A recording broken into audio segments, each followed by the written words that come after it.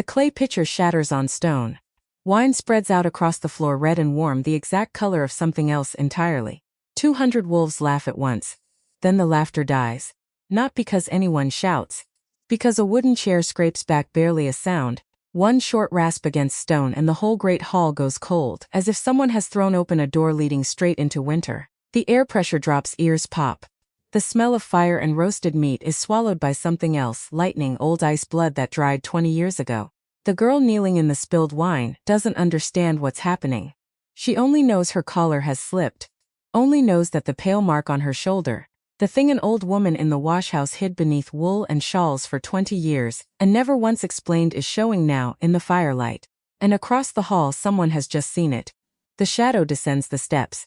No sound at all, a hand like a slab of granite rises. Closes around the back of her neck, holds, then he leans down. Mud coated her knees. Laughter echoed off the damp stone walls. Sharp. Wren didn't scream. She just memorized the sound of it, the way it curled at the end like something rotting. She didn't know yet that the brutal king of the Northern Territories was already 3 days from riding through the gates. That he would stand in a doorway and watch a man throw her away like spoiled meat. She only knew the cold and the mud. And the splinter buried under the skin of her left thumb. The great hall of the Riverbend pack smelled of wet ash. Rendered mutton fat, the sour tang of cheap ale gone flat in wooden cups. It was a room built for utility. Not grandeur. The ceiling beams were black with decades of hearth smoke. The stone floor was perpetually slick with the damp that rolled off the nearby bogs and never quite dried. Not evens in summer, not even near the fire. Wren knelt in the center of it. The cold seeped through the thin wool of her skirt, settled deep into the cartilage of her knees. She had a splinter in her left thumb. She kept pressing it against her index finger, feeling the sharp, tiny sting of the wood burying itself deeper into her flesh. It was a distraction. A small, manageable pain. To focus on, while the larger pain loomed over her. Supposedly devastating, supposedly soul-tearing. That was what the old texts said. A breaking of bonds should feel like something torn in half. Corwin stood 3 feet away, shifting his weight from boot to boot. Not from nerves, from impatience. He smelled like roasted pork and the heavy musk of a man who hadn't bathed since the last hunt. He was the pack's beta. A title that bought him the thickest furs, the prime cuts of meat. Though his shoulds had already begun to round with soft living. Let's just get this over with, Corwin muttered. He glanced toward the high table, where the alpha sat. He didn't look at Wren. He picked at a piece of gristle stuck between his back teeth with a dirty thumbnail. The ritual of rejection was supposed to be solemn. Written in the old texts as a tearing of souls. A physical agony that left both wolves bedridden, bleeding from the nose for days. The reality Wren was discovering was profoundly bureaucratic. She didn't feel a tearing of her soul. She felt stupid, a dull heavy ache behind her ribs. Like indigestion.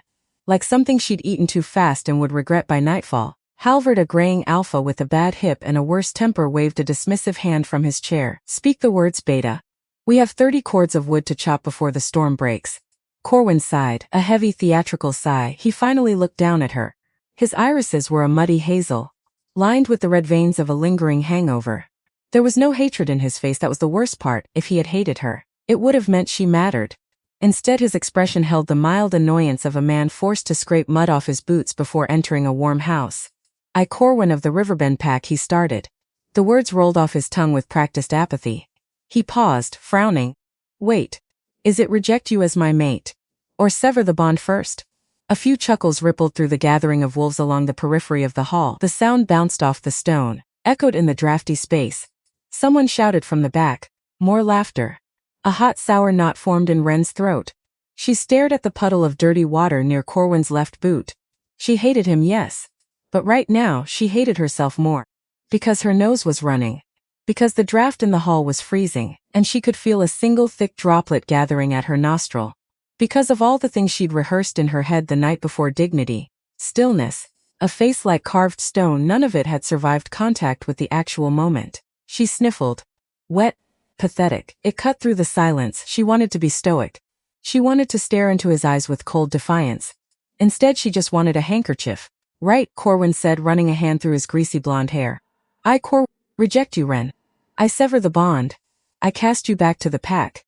May the moon find you a better match, or whatever. He didn't finish the traditional blessing. He just waved his hand. The snap of the bond wasn't an explosion. It felt like a dry, dead weed yanked from hardened dirt. a dull tearing sensation in the center of her chest followed by a rush of cold air. Her breath hitched, her stomach rolled. Acid burning the back of her throat, she swallowed hard, tasting bile and morning oats. She was supposed to reply, supposed to accept the rejection. Her voice cracked, she cleared her throat, a harsh scraping sound. I accept your rejection. Corwin laughed. Wet. Grating, not malicious, and that made it infinitely crueler. It was the laugh of a man who found the whole situation slightly ridiculous, a man tossing away a broken tool. Good, he said, turning sits before she'd even finished speaking. Walk up toward his friends. Already gesturing for a fresh tankard of ale now. About that hunting party for tomorrow. Ren stayed on the floor. The ritual was over. But she couldn't stand. Her left foot had fallen asleep. If she tried to rise she knew she would stumble, and she refused to give them the satisfaction of watching her fall, so she knelt in the damp rushes. Feeling the chill turn her skin to gooseflesh, the crowd dispersed. Heavy boots scuffing against stone. Voices rising in a cacophony of complaints about the weather. The upcoming chores. She was already invisible, a rejected mate. In the brutal economy of the Riverbend pack, a wolf without a bond, without a title, without the beta's protection, was nothing more than a mouth to feed. When the hall was mostly empty save for a few thralls clearing the breakfast trenches, Ren finally pushed herself up. Her joints popped. The deadened nerves in her foot screamed with pins and needles. She limped toward the servants' corridor. The coarse fabric of her skirt heavy with dirty water. The splinter in her thumb throbbing in time with her pulse. There was an old woman in the washhouse who had raised her, not her mother. Ren had never known her mother's face, only that it had been described to her once years ago in a whisper, soft round cheeks, a laugh like a struck bell, and then never described again. Because the woman doing the describing had gone gray with fear at her own words and changed the subject. Her name was Sela. She had scrubbed linens for the Riverbend keep since before Halvard's father held the seat. She smelled of lye and lavender and boiled wool, and she had found Rendis was the only story had ever been given, told once, at age 6, in a voice too flat to be comforting, wrapped in a scorched blanket at the edge of a burned tree line, 20 years ago this coming winter. With no mark of clan or kin on her but a strange pale shape on her shoulder that Sela had always kept covered, always kept hidden beneath high collars and thick shawls, and had never once explained. Why can't I see it? Ren had asked her once, as a because some things aren't yours to see yet, Sela had said. They're only yours to carry. Ren hadn't understood that answer at 6. She understood it less at 23, kneeling in a puddle after being cast off by a man who'd never once made her feel wanted, only tolerated. But she'd stopped asking, because Sela's face did something when she asked went thin and gray and far away, and Ren loved the old woman too much to keep dragging her back to that place. Now limping down the servants' corridor, blood cooling in the crease of her palm where her nails had bitten in during the ritual, Ren thought of Sela's hands, steady. Always steady. Even when the rest of the world wasn't. She found her in the washhouse, elbow deep in gray water, steam curling off her forearms. Sela looked up, obsessed without a word being said. Sit, she said. Before you fall down and I have to explain a corpse to Halvard. Ren sat. Sela didn't ask about the ceremony. She never asked about things that would only hurt to repeat. She just handed Ren a rag, damp and warm from the washwater, and Ren pressed it to her stinging palm, and for a long moment neither of them said anything at all. The fire popped. Somewhere outside a dog barked twice and went quiet. You'll survive this, Sela finally said. You've survived worse. That's supposed to comfort me? It's supposed to be true. Ren almost asked her right then, what worse? What don't I remember? The words were right there sitting heavy on her tongue like a stone she'd swallowed and couldn't cough up. But Sela's face had already gone thin and far away again, and Ren, exhausted, humiliated, freezing, let the question die unspoken. The way she always did. She would regret that not asking. But not yet. 3 days later the reality of her demotion had settled into her bones like damp rot. Ren wasn't exiled. Exiling required a formal decree, a ceremonious escort to the territory borders. She wasn't worth the paperwork. Instead she was quietly shoved down the hierarchy. Landing squarely in the mud of the lower courtyards, the sky above Riverbend was the color of bruised iron. A relentless freezing drizzle had been falling since morning, turning the earth around the stables into a thick sucking porridge. Ren stood knee-deep in it, a heavy wooden bucket of soiled hay and horse manure resting against her thigh. Her back screamed. The muscles between her shoulder blades felt as though they'd been beaten with a mallet. Her boots, cheap leather hand-me-downs from the pack surplus, had sprung a leak on the first day. Her wool socks were soaked through. her toes numb blocks of ice. Keep moving, Ren. A harsh voice barked fra Chumdor's Fen, the head stable master, not a cruel man by nature, but cruelty rolled downhill in the pack. And right now Ren was the valley floor. She didn't answer. Just shifted her grip on the bucket's rough rope handle. The coarse fibers biting into the blister on her palm. Trudged toward the dung heap. The smell of ammonia and wet rot was suffocating, clinging to the inside of her nostrils, coating the back of her throat. The pack was in a state of frantic, chaotic preparation. The Alpha King of the Northern Territories, Cade, was arriving by nightfall. No one knew exactly why. Kings rarely visited the muddy backwaters of river unless taxes were short, or a border dispute required a heavy bloody hand. Halvard had been sweating for 2 days. The Cape smelled sharply of the Alpha's nervous pheromones, sour vinegar and copper. Corwin, however, was strutting. Ren dumped the bucket and leaned on a rotting fence post.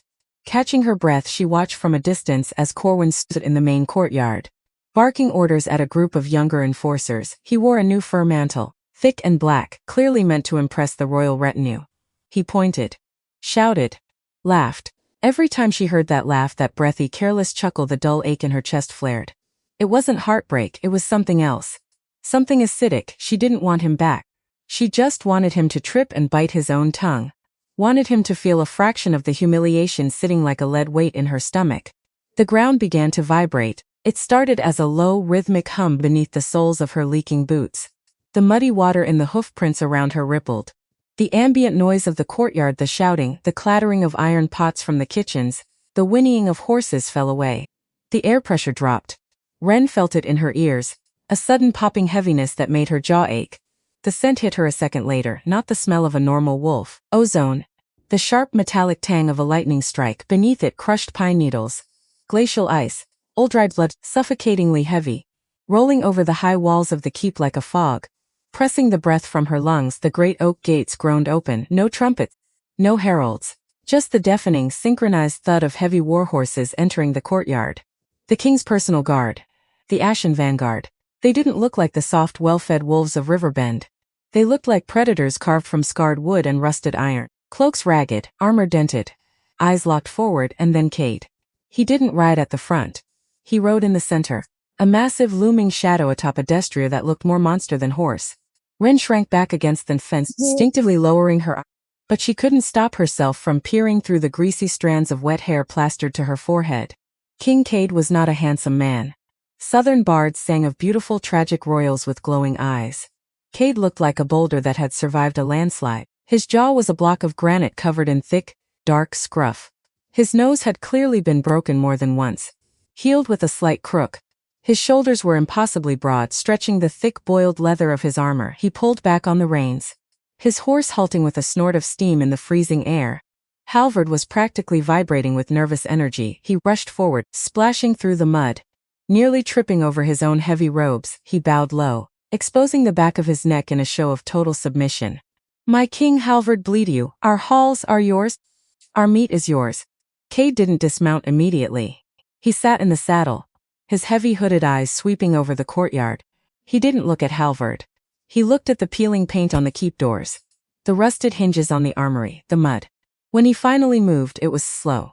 Deliberate. He swung his massive frame down from the horse, his boots hitting the muck with a heavy final thud. He stood a full head taller than Halvard, casting a shadow that seemed to swallow the local alpha whole. It smells like rot here, Halvard, Cade said. His voice wasn't a roar. It was a low, gravelly rumble that vibrated in Ren's ears from 30 yards away. Are your borders as soft as your floors? Halvard swallowed hard, his throat bobbing. No, my king, the rain, it softens the earth. We are strong, Corwin. Ever the opportunist stepped forward, puffing out his chest under his new fur. We hold the Southern Pass with iron claws, your grace. The Riverbend pack fears nothing. Cade slowly turned his head to look at Corwin. He didn't speak, he just stared. Ren watched as the arrogant smirk on Corwin's face slowly died, replaced by a tight, pale mask of survival instinct. The king's silence was a physical weight, the silence of a wolf deciding whether the rabbit in front of him was worth the effort of chewing. Cade broke the gaze, turning back toward the keep. Feed my men boil water, I am tired of the cold. He stalked past Halvard, ignoring the alpha entirely. The vanguard followed, a wall of muscle and steel. Ren let out a breath she didn't realize she'd been holding. Her knees trembling, she gripped the rough wood of the fence post, grounding herself in the pain of her blister. The king of the Ashen Peaks was exactly what the rumors claimed, a force of nature. Entirely detached from the petty domestic squabbles of a pack like Riverbend. She picked up her empty bucket. She needed to fetch more water. The king had demanded a bath. Which meant the kitchens would be firing the coppers. Which meant she'd be hauling buckets until her arms snapped. She lowered her head, limped back toward the stables. Just another shadow in the mud. She did not know, could not have known that the man who had just dismounted in that courtyard had left the Ashen Peaks 11 days earlier chasing a rumor. A trader's story about a burned tree line near Riverbend, told 20 years too late to a scout, who happened to mention it to a captain, who happened to mention it to a king who had spent a decade quietly, patiently, searching for something his father had tried to erase from the world. Cade had not come to Riverbend for taxes. He had come because a merchant, 3 weeks prior, drunk on cheap wine in a border tavern, had described a servant girl in Halvard's kitchens with a strange pale mark on her shoulder. And Cade, who had learned the hard way never to dismiss a single loose thread, had ridden south to pull on it. He did not yet know her name. The great hall was a stifling oven. The great hearths roared to fight the chill. Nearly 200 bodies packed onto the benches. The air a thick soup of sweat. Roasted poultry, spilled wine. The smoke had nowhere to go, hanging low under the rafters, stinging Wren's eyes until they watered constantly. She'd been carrying trays for 4 hours. Her back a solid block of agonizing tension. Her forearms peppered with small red burns where hot grease had splattered from the heavy iron platters of roast pheasant. The noise in the hall was deafening. A continuous drunken roar of laughter. Clinking tankards. Tearing meat. At the high table, King caught like Stormcloud tethered to a chair. He wasn't eating much. He held a massive silver goblet in one scarred, calloused hand, his heavy brow furrowed as he watched the room. He didn't engage in the boisterous conversation around him. Halvard was frantically trying to entertain him, gesturing wildly, his face flushed with wine. Cade just stared out over the sea of wolves, his eyes half closed, looking infinitely bored, entirely lethal. But he wasn't bored. He was counting faces, cataloging them the way he cataloged everything, coldly, methodically waiting for the one face the merchant had described, the one with the pale mark hidden under her collar. He had been at this table 2 hours and had not yet seen her. He was beginning to suspect the merchant had lied for coin. Or worse, that he had already missed her, that she had died in some winter years ago, that the last living thread of Ashgraf had already frayed to nothing before he'd ever had the chance to pull it. More wine, girl, a voice barked. Wren flinched. She adjusted the heavy clay pitcher against her hip and turned toward the middle tables. Corwin sat there, surrounded by his usual sycophants, deeply, thoroughly drunk, his face greasy, his tunic stained with gravy. She approached, keeping her eyes on the table, pouring the dark red liquid into his waiting tankard. She wanted to be invisible. She focused on the smooth flow of the wine, praying her hands wouldn't shake. Careful. Corwin slurred. He leaned back in his chair, slammed his hand down on the table, making the wooden plates jump. He wasn't looking at her. He was looking toward the high table, trying to make sure the king's retinue could hear him. You spill that on me, I'll have you cleaning the privies with your tongue. His friend snickered. Wren bit the inside of her cheek. The metallic taste of her own blood bloomed on her tongue. She didn't speak. She finished pouring and started to pull away. Corwin's hand shot out. His fingers clamped around her wrist, his grip too tight, his thumb digging into the delicate tendons, his hand hot, slippery with grease. Did I say you could leave? The ale on his breath was overpowering. He hauled her forward, throwing her off balance. She stumbled, her hip colliding hard with the edge of the heavy oak table. The clay pitcher slipped, crashing onto the stone floor and shattering. Dark wine splashed across Corwin's boots and Wren's soaked skirt. The immediate area went silent. A few heads turned. Look at this, Corwin announced loudly, his psoikering over the dean of the hall. He kept his grip on her wrist. He was playing to the crowd. But more importantly, he was playing to the high table. He wanted to show the Alpha King that the Riverbend Beta tolerated no weakness. This is the rot we cut out of our pack, your grace, he shouted toward the dais. Slurring the words slightly, he jerked Wren's arm, forcing her to stumble again, a weak, clumsy thing, fated by the moon. But rejected by my own hand. We don't breed weakness here. Wren felt the blood drain from her face. The humiliation was a physical blow, punching the air from her lungs. The entire hall was looking at her. She saw Halvard pale at the high table. Terrified that Corwin's drunken outburst would anger the king, she tried to yank her arm away. But Corwin's grip was iron. She was exhausted, battered from days of hard labor. She simply didn't have the leverage. Corwin laughed, the same wet, careless, grating sound that had echoed in the ritual room 3 days ago. A pathetic little the sound of scraping wood cut him off. Not a loud noise. But it sliced through the hall like a razor. Kincaid had pushed his heavy oak chair back. The entire hall froze. The drunken murmurs died in throats. Even the fire in the hearth seemed to crackle quieter. The silence was instantaneous, absolute. Thick with the sudden, sharp scent of terror, Kate stood. He didn't look at Halvard, he didn't look at his guards.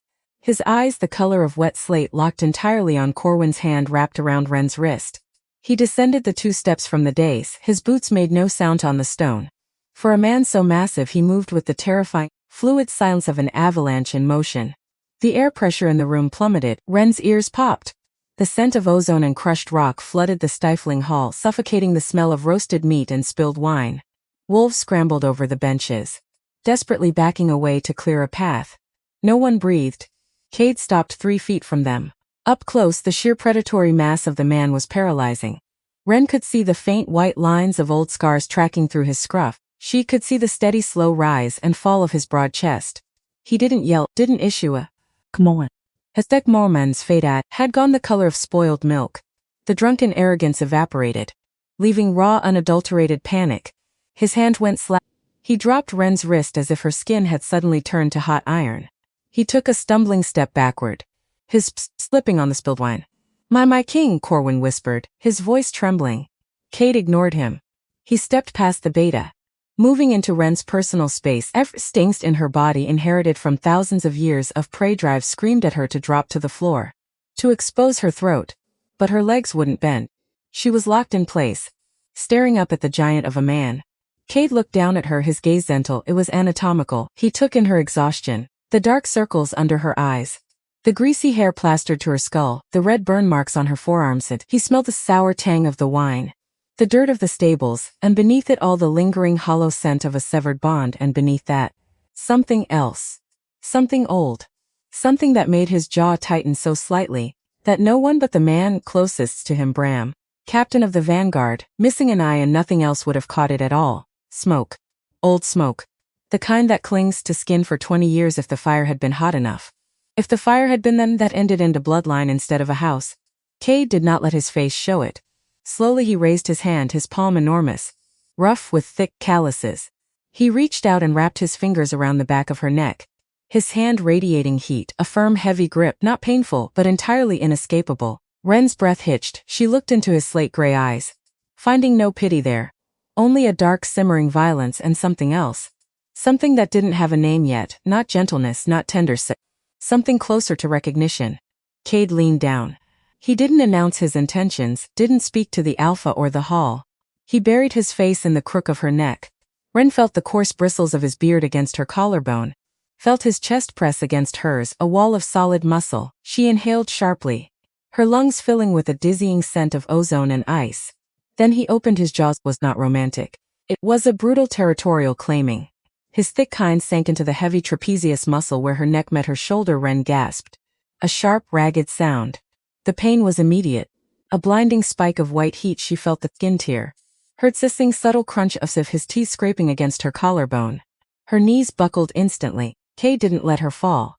The hand on the back of her neck held her suspended, pulling her tight against him as Cus clamped down harder, locking the mark in place. His venom, thick and burning, flooded her bloodstream. Liquid fire racing down her spine, chasing away the cold, the exhaustion. The aches, blood hot and sticky, ran down her shoulder, soaking into the cheap wool of her dress. The heavy scent of sharp copper filled the air, cutting through the ozone. He held her there for 5 agonizing, heart-pounding seconds. The silence in the hall was profound. Finally Cade opened jaws. He pulled back, his lips stained red. He didn't wipe his mouth. He kept his hand firmly on the back of her neck, his thumb resting heavily over her pulsing carotid artery. He slowly turned his head to look at Corwin. Corwin was shaking.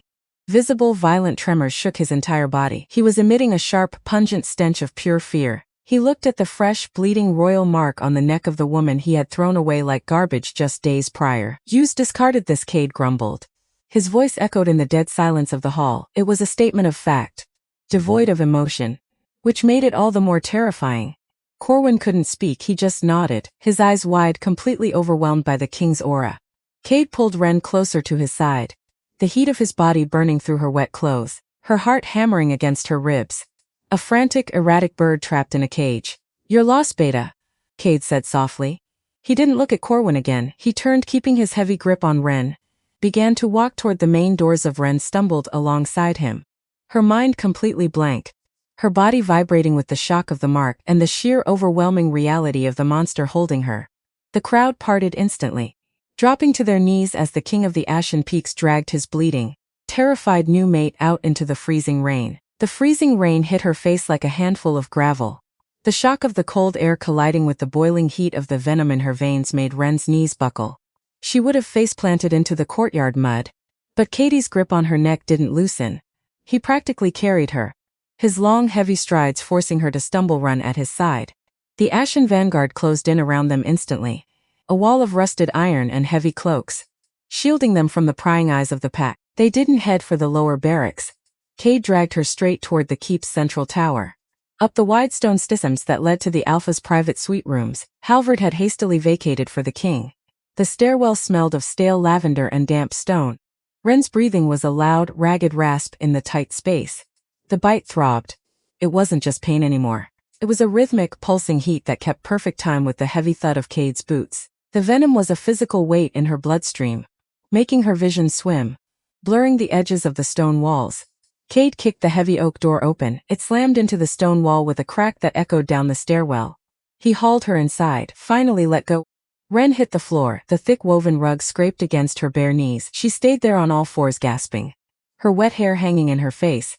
The room was stiflingly hot. A massive fire roared in the stone hearth, baking the air dry. She heard the heavy clatter of an iron bolt sliding into place. They were locked in.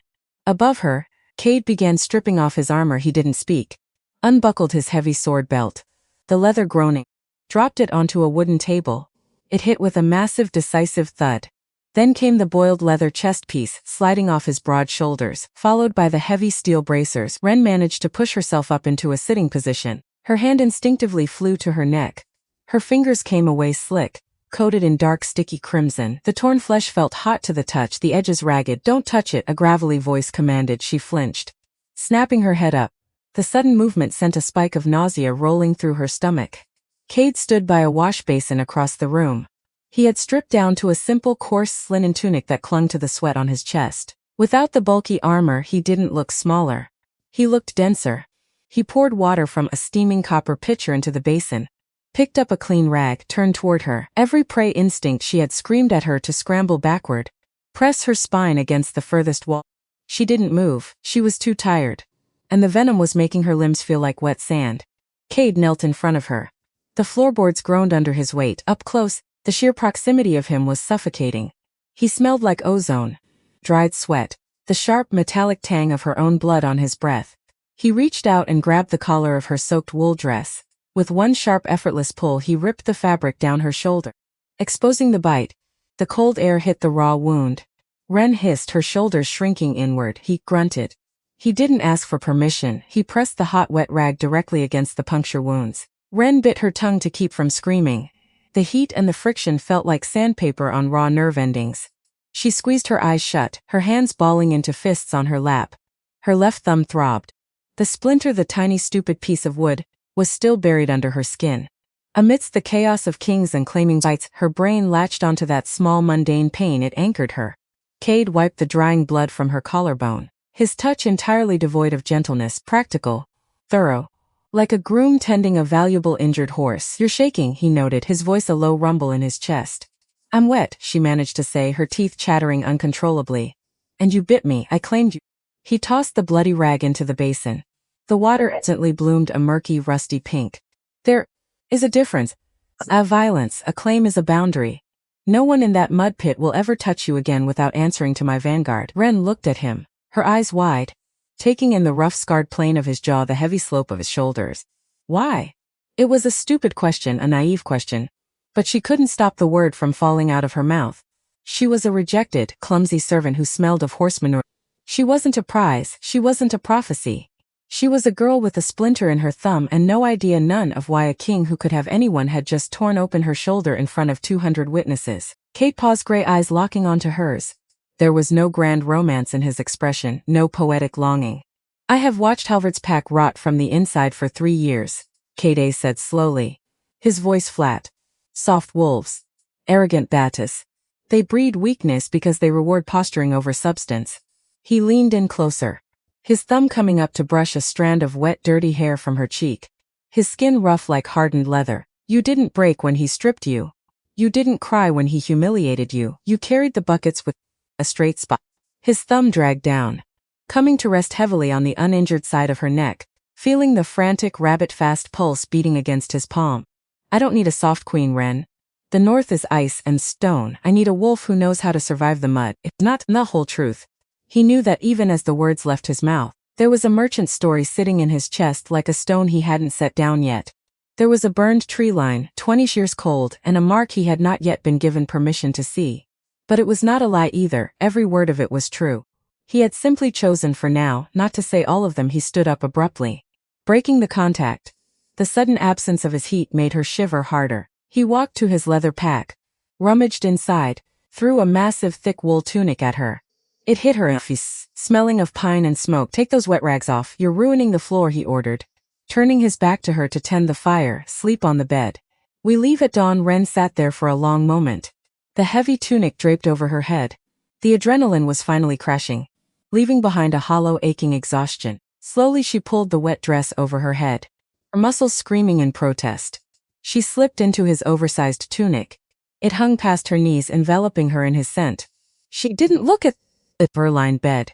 She crawled onto the thick rug near the hearth, curling her knees to her chest. Before she closed her eyes, she lifted her left hand, brought her thumb to her mouth, bit down hard on the swollen skin, dragged her teeth backward. The splinter popped out, leaving a tiny drop of blood on her knuckle. She spat the wood into the fire.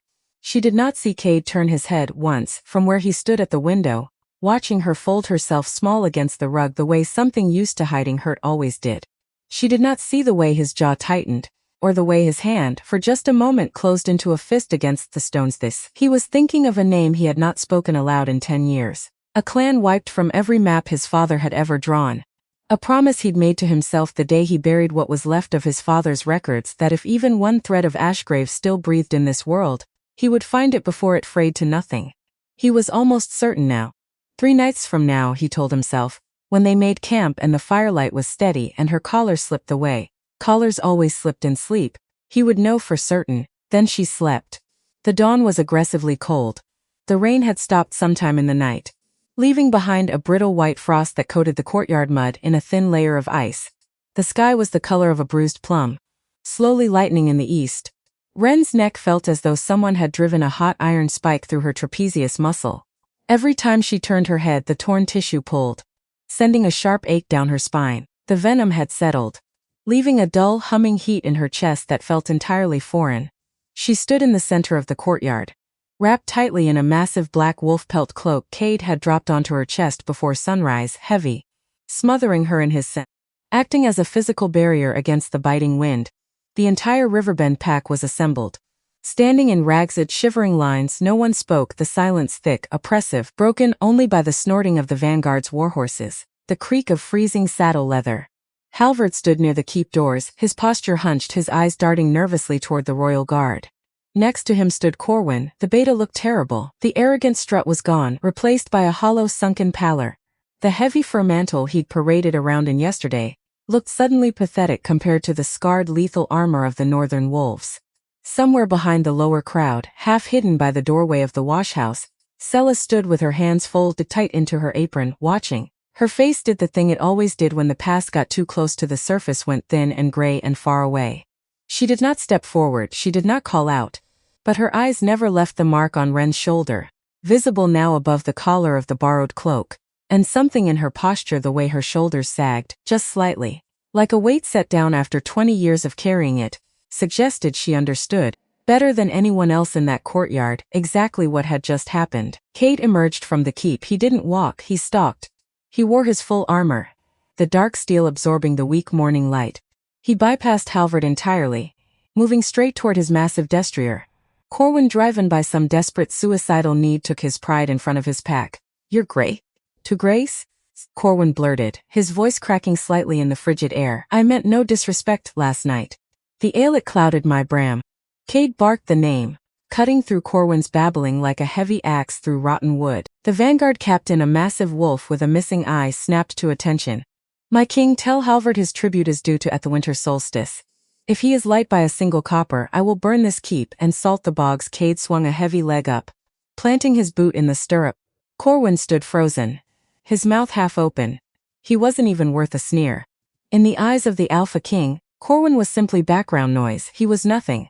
The sheer crushing insignificance of it hit Corwin physically. His shoulders slumped. His gaze dropped to the frozen mud at his boots. Ren watched him. She waited for the surge of triumph, the vindictive thrill of watching her abuser destroyed. But it didn't come. She just felt exhausted. Looking at Corwin now, she didn't see a beta. She saw a small, cowardly man playing dress-up in a dying pack. She did not know, could not have known, standing there with frost in her lashes and a king's mark bleeding under her collar, that this would not be the last time she saw that particular look on Corwin's face, that the crushing insignificance he felt in this courtyard would not humble him. It would poison him, and that poison, given enough time and the right enemy to swallow it, would come looking for her again. Cade settled into his saddle, the leather groaning under his weight. He looked down at Ren, didn't offer a hand, just stared, waiting. She didn't hesitate. She stepped forward, ignoring the throbbing in her neck, grabbed the heavy leather straps of the saddle, her boots slipping slightly on the frosted ground. Before she could struggle, Cade's massive hand clamped onto her upper arm. He hauled her up with brutal, terrifying ease. Pulling her across the front of the saddle, she was forced to sit sideways, wedged tightly against the solid, unyielding wall of his armored chest. His arm came around her, a heavy bar of steel and muscle, grabbing the reins. The heat radiating off him was immediate. Her back pressed against his chest, the raw, freshly claimed bite pulsing in time with the steady, slow thump of his beneath the armor. It was an overwhelming sensation, terrifying, heavy, undeniably safe. "Move out," Cade commanded. The vanguard pivoted as one, the heavy hooves of their horses shattering the thin ice covering the courtyard. Ren didn't look back at Halvard. She didn't look at Corwin as the massive oak gates of Riverbend groaned open, revealing the frozen, winding road leading north toward the ashen peaks.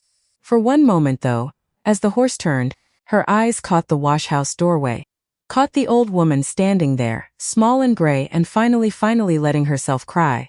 Though from that distance Ren couldn't have said whether it was grief or relief on her face. Ren lifted a hand. Not quite a wave, just an acknowledgement. Sella lifted one back. She would not see the old woman again for a long time. She did not know that yet either. She only looked forward. The mud of the lower courtyards faded behind her, replaced by the biting wind of the mountains. She belonged to the storm now, the tension, the humiliation, the brutal claiming. Cade hadn't just broken Corwin's pride. He'd shattered his entire existence without even looking at him. But somewhere behind them, in the frozen mud of a courtyard that had just watched its king ride away with a servant girl wrapped in his own cloak, Corwin stood very still. And something in his chest, something that had nothing to do with wine or ale or wounded vanity, had already begun quietly to calculate. The road north climbed for 3 days. The land changed as they rode. The soft, waterlogged farmland of Riverbend giving way to harder ground, black rock breaking through thinning soil like bone through skin. The trees grew sparse and then vanished altogether, replaced by wind-scored stone and the distant white teeth of the ashen peaks, still days away but visible now on the horizon, cutting the gray sky like a blade. Ren rode in silence for most of it. Kay did not speak much. When he did, it was brief, practical: where to make camp, when to eat. Once, on the second night, watching her flinch as she tried to lower herself by the fire, he simply reached over without a word and helped ease her down, his hand steady under her elbow, and then withdrew it just as quickly, as if he'd caught himself doing something he hadn't intended. She noticed these things. She filed them away the way she'd learned long ago to file away every small detail that might later explain a larger one. On the third night, camped in the lee of a black rock outcropping with the vanguard's fires scattered around them like fallen spists, Kay Days sat across from her, methodically sharpening a blade that did not, as far as she could tell, need sharpening. "Your collar's slipped," he said. Not looking up, Ren reached up instinctively, felt the borrowed cloak had shifted in her sleep the night before in the wagon, exposing more of her shoulder than she'd realized. She pulled it back into place, cheeks warming despite the cold. "Apologies, Your Grace." "Don't." He set the whetstone down, looked at her directly for the first time in an hour. "Don't apologize for it. I want to see it again." His voice had changed, flattened out into something careful, deliberate. The way a man spoke when he'd been rehearsing a question for longer than he wanted to admit. Ren hesitated, then slowly she drew the cloak aside. Let the firelight fall across the pale, strange shape on her shoulder, the one Sela had kept hidden under collars and shawls for 20 years. The one Ren herself had never been permitted a clear look at, not once, not even with a mirror. Cade went very still. He leaned forward, his eyes tracing the mark with an intensity that made her skin prickle, though not from cold. A stylized wolf's head, half faded with age, circled by a ring of small, deliberate scars, not random, she realized suddenly, watching his fate. Old wounds. Made on purpose, made to look like something. Where did you get this? Cade asked quietly. I don't know, Ren said. And then, because his stillness frightened her more than his anger ever could, she kept talking, the words spilling out faster than she meant them to. I've had it since before I can remember. Ciela, the woman who raised me, in the wash house she always kept it covered. She never explained why. I stopped asking, because it hurt her to be asked. I thought it was just a birthmark. It's not a birthmark. Cade's voice had dropped to something low. Something Ren hadn't heard from him yet, not the flat command of a king, not the cold appraisal of the great hall. Something that sounded, for just a moment, almost like grief. Then what is it? She asked. Cade didn't answer right away. He looked at the fire instead, his jaw working like a man chewing on a stone too large to swallow and too important to spit out. Tomorrow, he finally said. I'll tell you tomorrow. Not tonight. Why not tonight? Because tonight I still have the choice not to say it. He pulled the cloak gently back over her shoulder himself, his fingers brushing her collarbone with a care that felt entirely unlike the man who had torn open her skin 3 years ago. And once I say it, Ren, neither of us gets to unknow it. He stood, walked to the edge of the firelight, stood there a long time with his back to her, a black shape against a blacker mountain, and said nothing else that night. Ren sat by the fire long after he'd gone, still and silent at his post. Something had shifted. Something larger than a claiming bite, larger than a king's strange mercy. She could feel it the way she'd once felt a storm coming through the ache in her own knees, a pressure building somewhere just sauce in sight, somewhere in a name Cade wasn't ready to say, and a fire, 20 years cold, that had never quite finished burning. Somewhere far to the south, in a courtyard turning to mud beneath a thaw, Corwin was already writing his first letter to a stranger who called himself an agent of the Ironhold Council. He did not yet know what he would trade. He only knew that a king had made him nothing in front of his own pack, and that nothing given time could be made to cost someone else everything.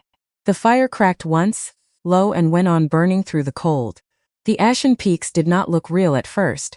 Ren had grown up believing mountains were things you saw from distance and never touched gray shapes on the horizon that stayed gray shapes, that never resolved into anything closer than a rumor. But these grew.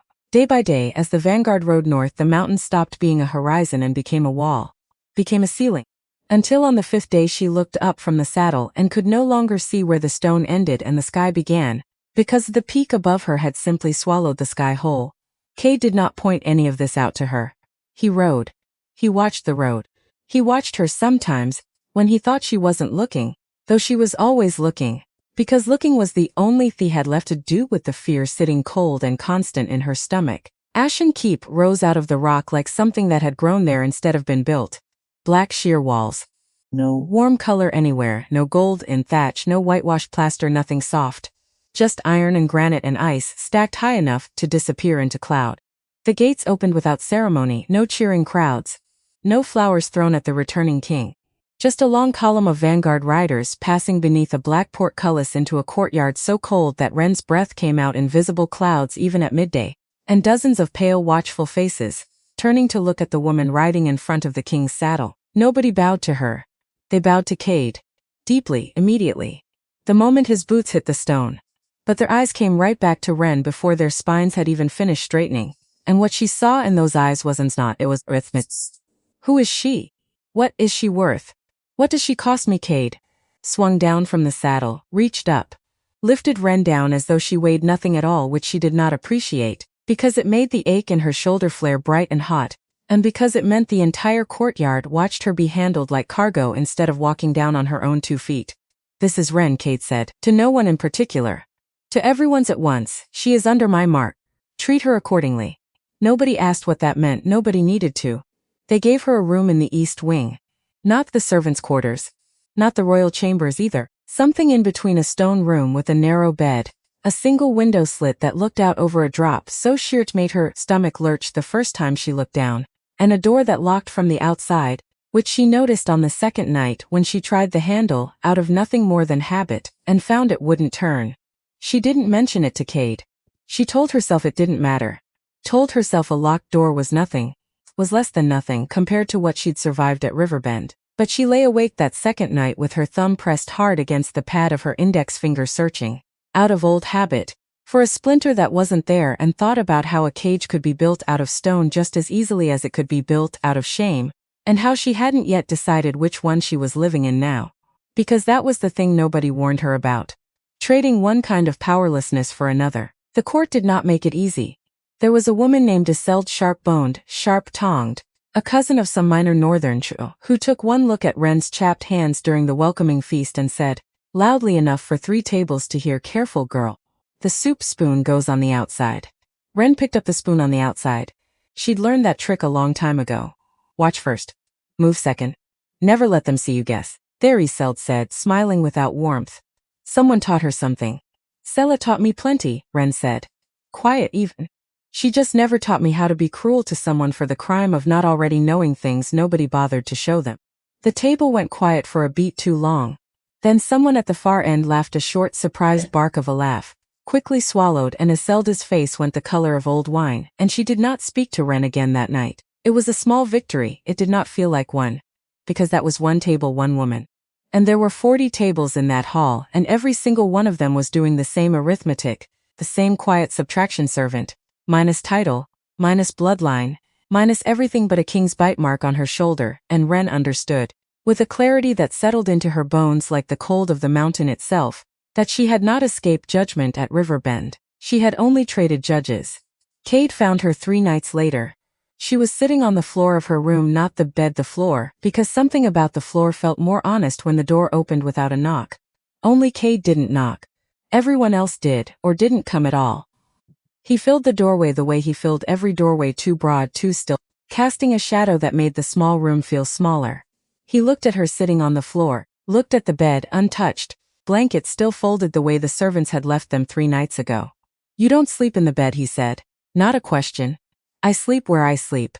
That's not an answer, it's the only one I've got tonight. He crossed the room, lowered himself down not onto the bed, but onto the floor across from her, which surprised her enough that she'd actually looked up, actually met his eyes instead of the middle distance she'd been staring into for the better part of an hour. The door locks, she said, before she could stop herself. From the outside. That's a mistake, he said. It'll be fixed by morning. Will it? You don't believe me? I believe you mean it right now, Ren said. Careful. Honest, because she was too tired for anything else. I've learned the difference between a man meaning something in the moment, and a man remembering to follow through on it 3 days later when the moment's passed, and something else has taken its place. Cade was quiet for a long moment. Corwin, he said. Not a question either, she said. Not just him. Everyone who's ever told me something would be different and then got busy being who they already were. He didn't defend himself. She'd half expected him to, but instead he just nodded. Once slow. Like he was filing the accusation away somewhere it could actually do some good. I'm not him, Cade said. But I understand why you'd need proof of that instead of a promise. Proof would help. Then I'll give you proofs instead of promises. Starting with the door. He stood, walked to it, examined the lock mechanism with the same flat, methodical attention he'd given the peeling paint on Halvard's Keep doors 5 days ago, a king cataloging failure, filing it under things to be corrected. There's something else, he said. Back still turned to her. Something I said I'd tell you. On the road. Ren's stomach dropped. She'd almost let herself forget. 3 days of frost and silence and 40 table worth of quiet arithmetic had pushed it to the back of her mind. But now it came rushing forward all at once. You said you'd tell me, she said. You didn't, I not. Cade turned around. And in the low light of a single tallow candle, in a stone room 3 days into a life she hadn't chosen and didn't understand, he finally told her the truth he'd been carrying since a drunk merchant in a border tavern had described a servant girl with a strange mark on her shoulder. 20 years ago, Cade said, there was a clan small, proud. They held the eastern passes before my father held them. They called themselves Ashgrave. Ren's breath went shallow. She didn't know why. The name meant nothing to her.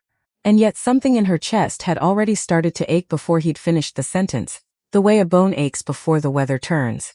They rebelled, Cade continued. Against my father's rule. Whether they were right too. That's a question I've spent 10 years trying not to answer, because the answer doesn't change what happened next. My father crushed them, not defeated, crushed. Every hold burned, every bloodline ended. It was meant to be a lesson to every other clan that might have considered the same. What does this have to do with me? Ren said. Though some small cold part of her already knew. Already suspected. Had suspected maybe, since the moment Sela had gone thin and gray at the mention of a burned tree line and never explained why. Cade crossed the room. Knelt in front of her again, and this time, when he reached out, it wasn't to claim or to command. It was to gently pull the collar of her sleeping shift aside, exposing the pale scarred shape on her shoulder that had been hidden under wool and shawls for 20 years. This is the Ishgrave mark, he said. Quiet. Every chief of that clan bore it, cut into the skin at birth in the shape of the clan's wolf. My father's men were thorough, they were told to leave no survivors, as far as every record in my archive states, as far as I believed. Until 11 days before I rode to Riverbend they didn't. Ren stared at him. The room felt very small suddenly. Very cold. She could hear her own pulse in her ears, loud, insistent, and underneath it quieter, the sound of every unanswered question she'd carried since she was 6 years old finally beginning to answer itself. I'm one of them, she said, barely a whisper. I believe you're the last of them, Sela knew. Someone hid you, Cade said.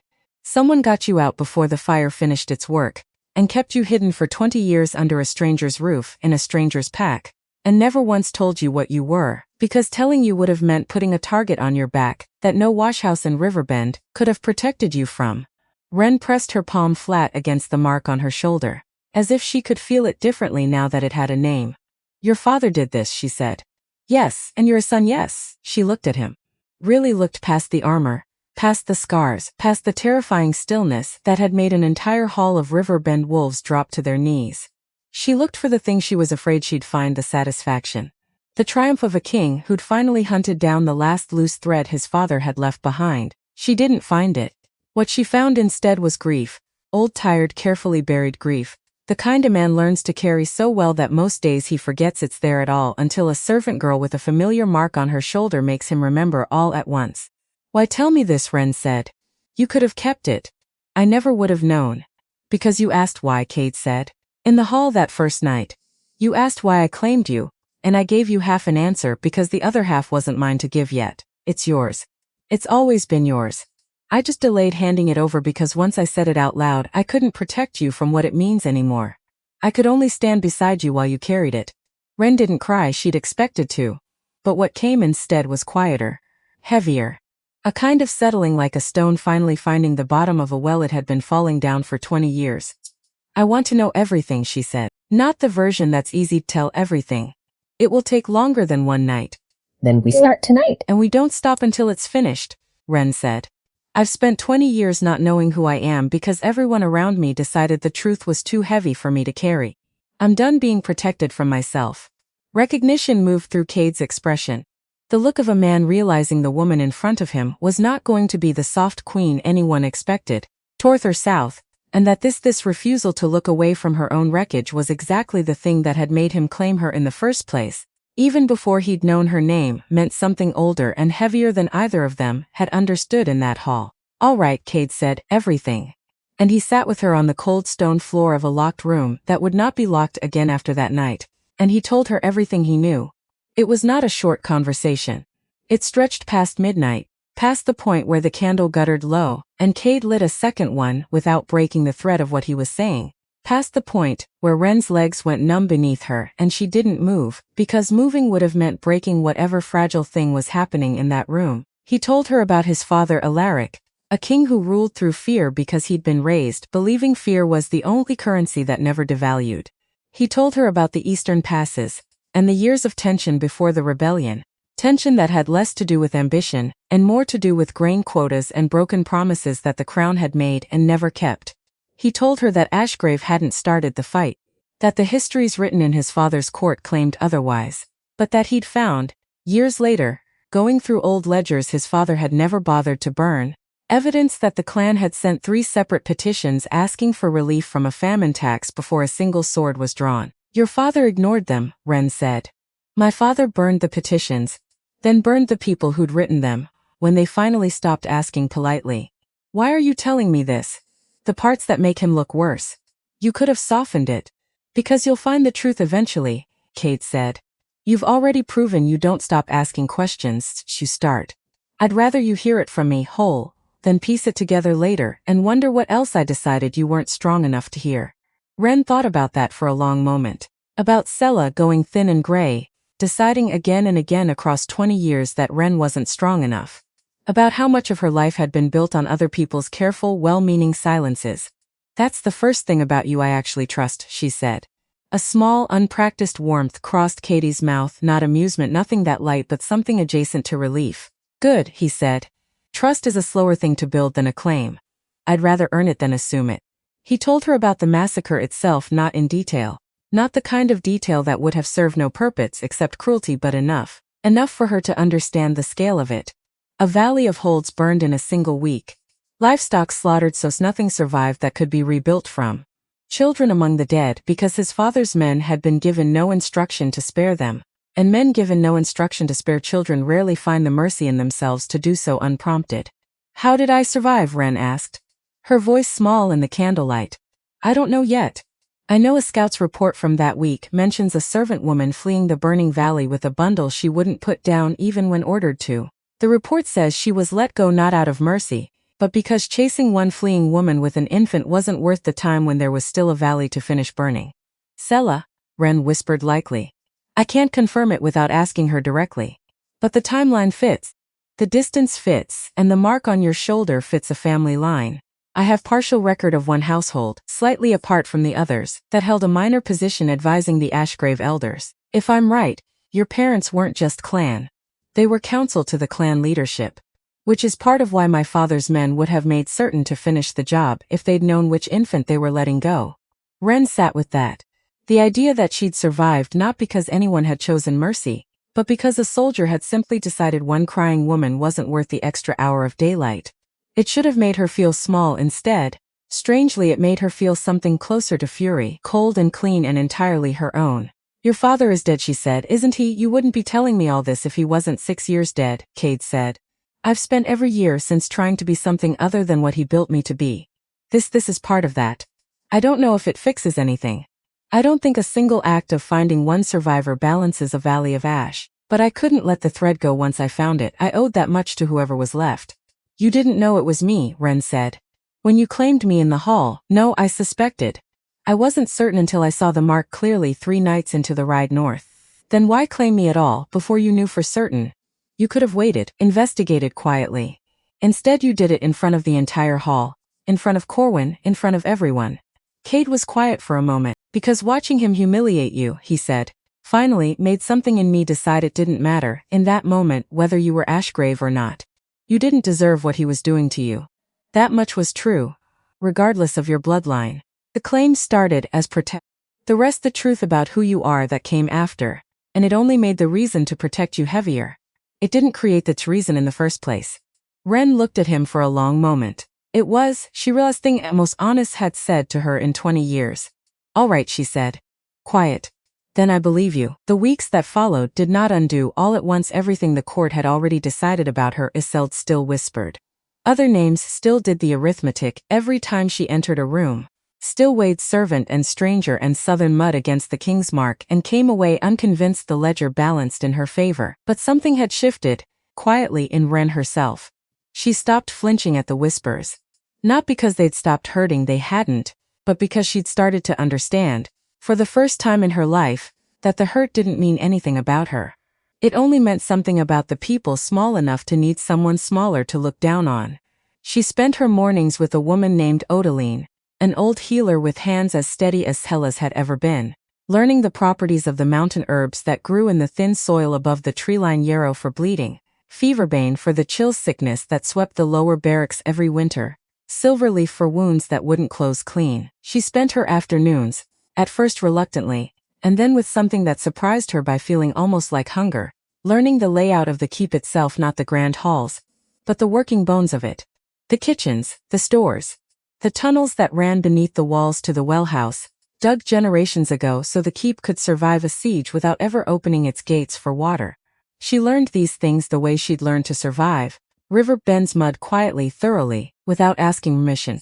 Because permission had never once been offered to her, and she'd stopped waiting for it. Cade noticed he said nothing about it for a long time.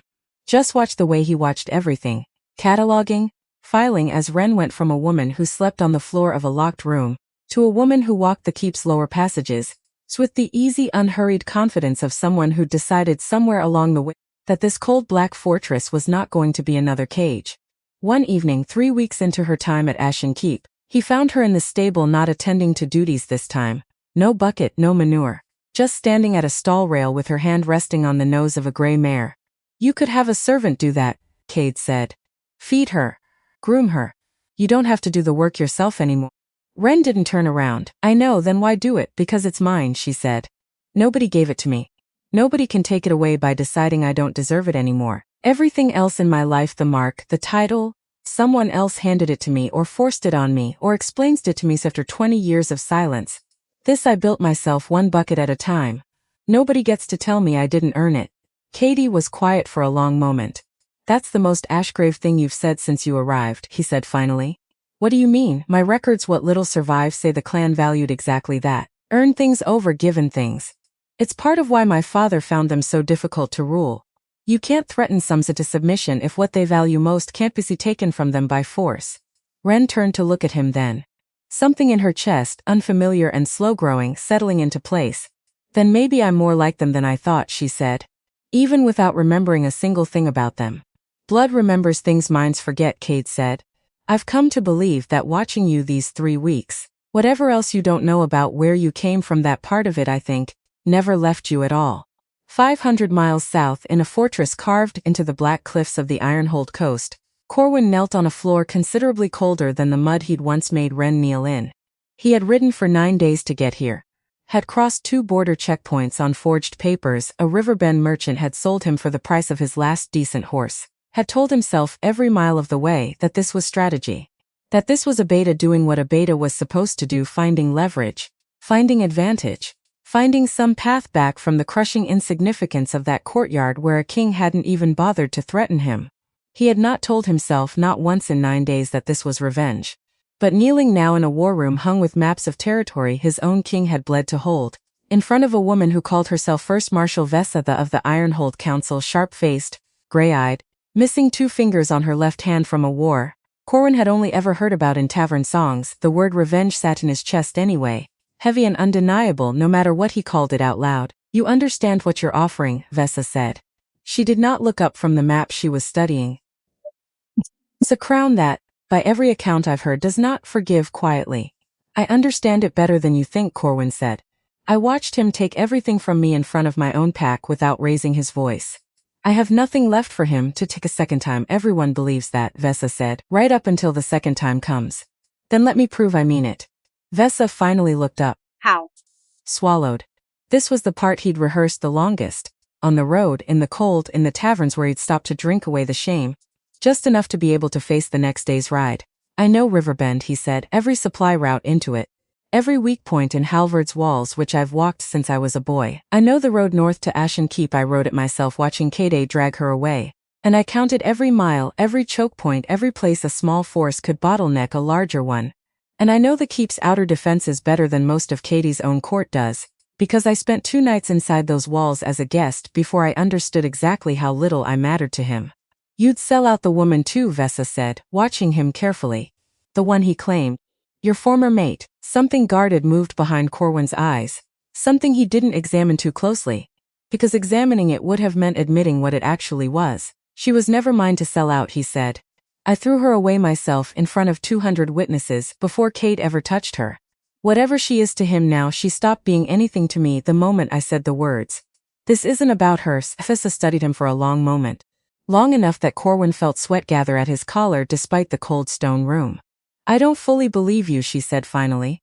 But I don't need to believe you. I need you useful, and a man who knows Kade's northern approach as well as you claim to. That's useful whether or not your reasons are as clean as you'd like me to think. She turned back to the map. Tapped a finger against a narrow mountain pass, the one route through the black peaks that avoided the main road entirely. This is the pass you rode to reach us, she said. Tell me it's passable for a force larger than a scouting party. Yes, even in the deep cold, said. A real force is another matter. It won't clear until the spring thaw softens the upper ice. But once it does barely, and only in summer footing, it's passable. And narrow enough that Tade's scouts never bothered watching it seriously. I asked when I rode through, and the checkpoint guard told me nobody'd used it for anything but goat traders in a decade. Vesa smiled. It was not a warm expression. Then perhaps, she said, the crushing insignificance you felt in that courtyard, Corwin of Riverbend, is about to become someone else's problem entirely. Corwin knelt there in the cold and told himself again that this was strategy. He almost believed it. Back at Ashen Keep, the season turned toward the deep cold, and Wren's life settled into something that almost resembled a rhythm she was not by any means accepted. The court's arithmetic had softened at the edges, but never fully resolved. There were still whispers, still cold shoulders at feasts, still the particular loneliness of being tolerated rather than welcomed. But she had built, brick by careful brick, a small handful of genuine footholds. Odeline, who'd stopped merely teaching her, and started, without either of them quite noticing when it happened, treating her like a colleague. A stable hand named Fallon, quiet and enormous, who'd fought alongside Cade for a decade and had decided, somewhere in Wren's third week, that anyone who mucked out a stall without being told to was worth his loyalty regardless of what the court thought. And Cade? That was the harder thing to name even to herself. It was not romance. Not in the way the Southern songs described it. No grand declarations. No poetry. It was smaller than that and stranger and somehow more solid for being so. It was Cade sitting across from her most evenings, not always talking, sometimes just present. The two of them working through old Ashgrave records together by candlelight, piecing together fragments of a life she couldn't remember from ledgers and scout reports, and the occasional testimony of an old soldier who'd served under his father and still lived, guilt-ridden and aging, in the lower town. It was the door that had, true to his word, been unlocked the very next morning, and never locked again. It was, one bitter evening in the depths of that first winter, Cade noticing her hands shaking from the cold during archive work, and without a word, without ceremony, simply pulling his own heavy fur cloak from his shoulders and settling it over hers, the way he'd done that first frozen morning in the Riverbend courtyard. Except this time there was no crowd watching, no political statement being made, just two people in a cold room, and one small unremarkable kind. You don't have to do that. Quiet, I know, Cade said. I want to. It was such a small thing, it should not have undone her the way it did. But she thought, sitting there in his cloak with 20 years of stolen history spread across the table between them, about every person who'd ever told her they'd do something and then quietly, gradually stopped Corwin's promises, half-kept even before he broke them entirely, Sela's careful silences, well-intentioned but still a kind of abandonment, and she understood slowly that Cade was building something with her out of exactly the currency she trusted most. Not words. Follow-through. It was Fallon who told her about the old man. There's a fellow down in the lower town, he said, one gray morning while they mucked out stalls side by side. Braddock. Used to be Vanguard, back before my time. Back when Cade's father still held the throne. Lost the taste for soldiering after the things men in that unit were asked to do 20-some years back. Drinks too much these days. But his memory's sharp when he's sober, and he's sober most mornings. Wren's hands went still on the pitchfork. You think he'd remember Ashgrave, she said. I think, Fallon said carefully. If there's a man left alive in this keep who marched into that valley and marched back out again, it's him. Whether he'll talk about it is a different question. Some things a man buries so deep he'd rather die than dig them back up. I have to try. Fallon looked at her for a long moment, something sympathetic in his weathered face. Then I'll take you, he said, but go gentle. Whatever he saw down there, it wasn't a soldier's ordinary war. I've heard enough from other old Vanguard to know that valley broke something in every man who was part of it, whether they'll admit it or not. Braddock lived in a single-room cottage at the edge of the lower town, close enough to the keep's outer wall that Wren could hear the wind moaning through the battlements above even inside, with a stack of empty bottles by the door and eyes that had gone the pale, watery color of a man who'd spent 20 years trying to drink away a memory that refused to dissolve. He did not want to talk to her at first. I know what you are, he said, the moment Fallon introduced her, before she'd even finished crossing threshold. His voice was rough, frightened, almost in a way that surprised her. Word travels even down here, the king's new mate. Ashgrave blood. I don't remember any of it, Wren said, careful, gentle, the way Fallon had told her to be. I was an infant. I don't remember the valley or my parents or anything before Riverbend. I'm not here to accuse you of anything, Braddock. I'm here because I have 20 years of silence where a history should be, And you're the only person left alive who might be able to fill in even a piece of it. Braddock stared at her for a long time. His hands, she noticed, were shaking, though not from the cold. You have her eyes, he said finally, almost a whisper. Whoever your mother was, I didn't know her. Didn't know any of them by name. We were told not to learn names, easier that way, they said. Easier to do what needed doing. If you didn't know their names, but I remember eyes like yours, from a woman who ran from a burning hold with something wrapped in her arms, and I remember making a choice that night. I've never once told another living soul. Wren's breath caught. You let her go, she said. The scout report. Cade found it. A woman fleeing with an infant, let go because chasing her wasn't worth the time. Braddock's face crumpled. That report doesn't tell the truth of it, he said. I wasn't ordered to let her go, I was ordered to finish her. Her and the child both no survivors. That was the command. No us. And I had my blade half drawn before she looked at me, right in the eyes, and said something I've heard every night since in my sleep. She said she's done nothing, let the fire have the guilty. Don't let it have the innocent too. And I don't know what happened in me in that moment, girl. But I lowered my blade, and I told my captain I'd found nothing. And I have carried that lie for 20 years like a stone in my chest that never once got lighter. Wren sat down. Her legs simply stopped holding her. You saved my life, she said, barely audible. I disobeyed a direct order and let a rebellion's bloodline walk free into the world, Braddock said. Some nights I've told myself that was mercy. Other nights I've told myself it was cowardice, that I simply couldn't stomach one more death that night. After everything else I'd already done in that valley. And you were just the death I happened to be standing closest to when I broke. Does it matter which one it was? It matters to me, Braddock said. Quiet, broken, because if it was mercy, then some small part of that night wasn't only horror, and I have needed for 20 years for some small part of that night to not only be horror.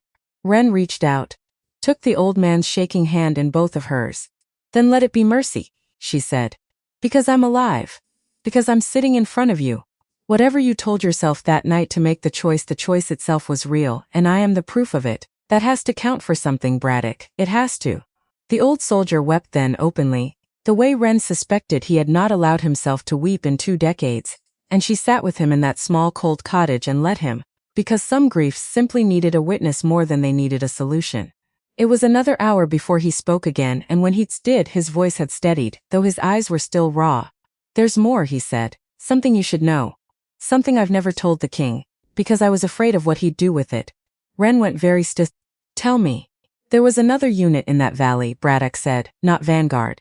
A separate company, brought in specifically for the Ashgrave campaign, commanded by a captain who volunteered for the assignment, practically begged the old king for it, I heard, though I never learned why at the time. His name was Halric. The name meant nothing to Wren. I don't know that name, she said.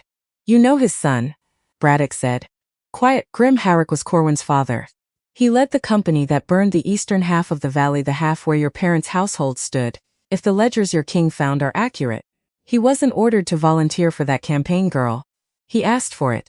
And I never learned why, in 20 years, but I've had my suspicions, and none of them are kind. Wren felt the room tilt slightly. Corwin, the man who had rejected her in a cold hall, laughed while doing it, thrown her away like something spoiled. His own father had led the company that ended her entire bloodline. Had chosen it. Had asked for the assignment specifically. Does he know? Wren asked. Her voice barely a thread. Corwin, does he know what his father did? I couldn't say, Braddock admitted. Halric died when Corwin was young, some border skirmish, nothing to do with Ashgrave directly. Whether the man ever told his son what he did in that valley, or buried it the way the rest of us buried it, I have no way of knowing. But if the boy does know, then everything that happened at Riverbend, the rejection, the cruelty, all of it, sits on top of a foundation a great deal older and a great deal darker than a broken engagement. Wren sat with that for a long time. The fire in Braddock's small hearth popped once, low, and the wind moaned against the shuttered window.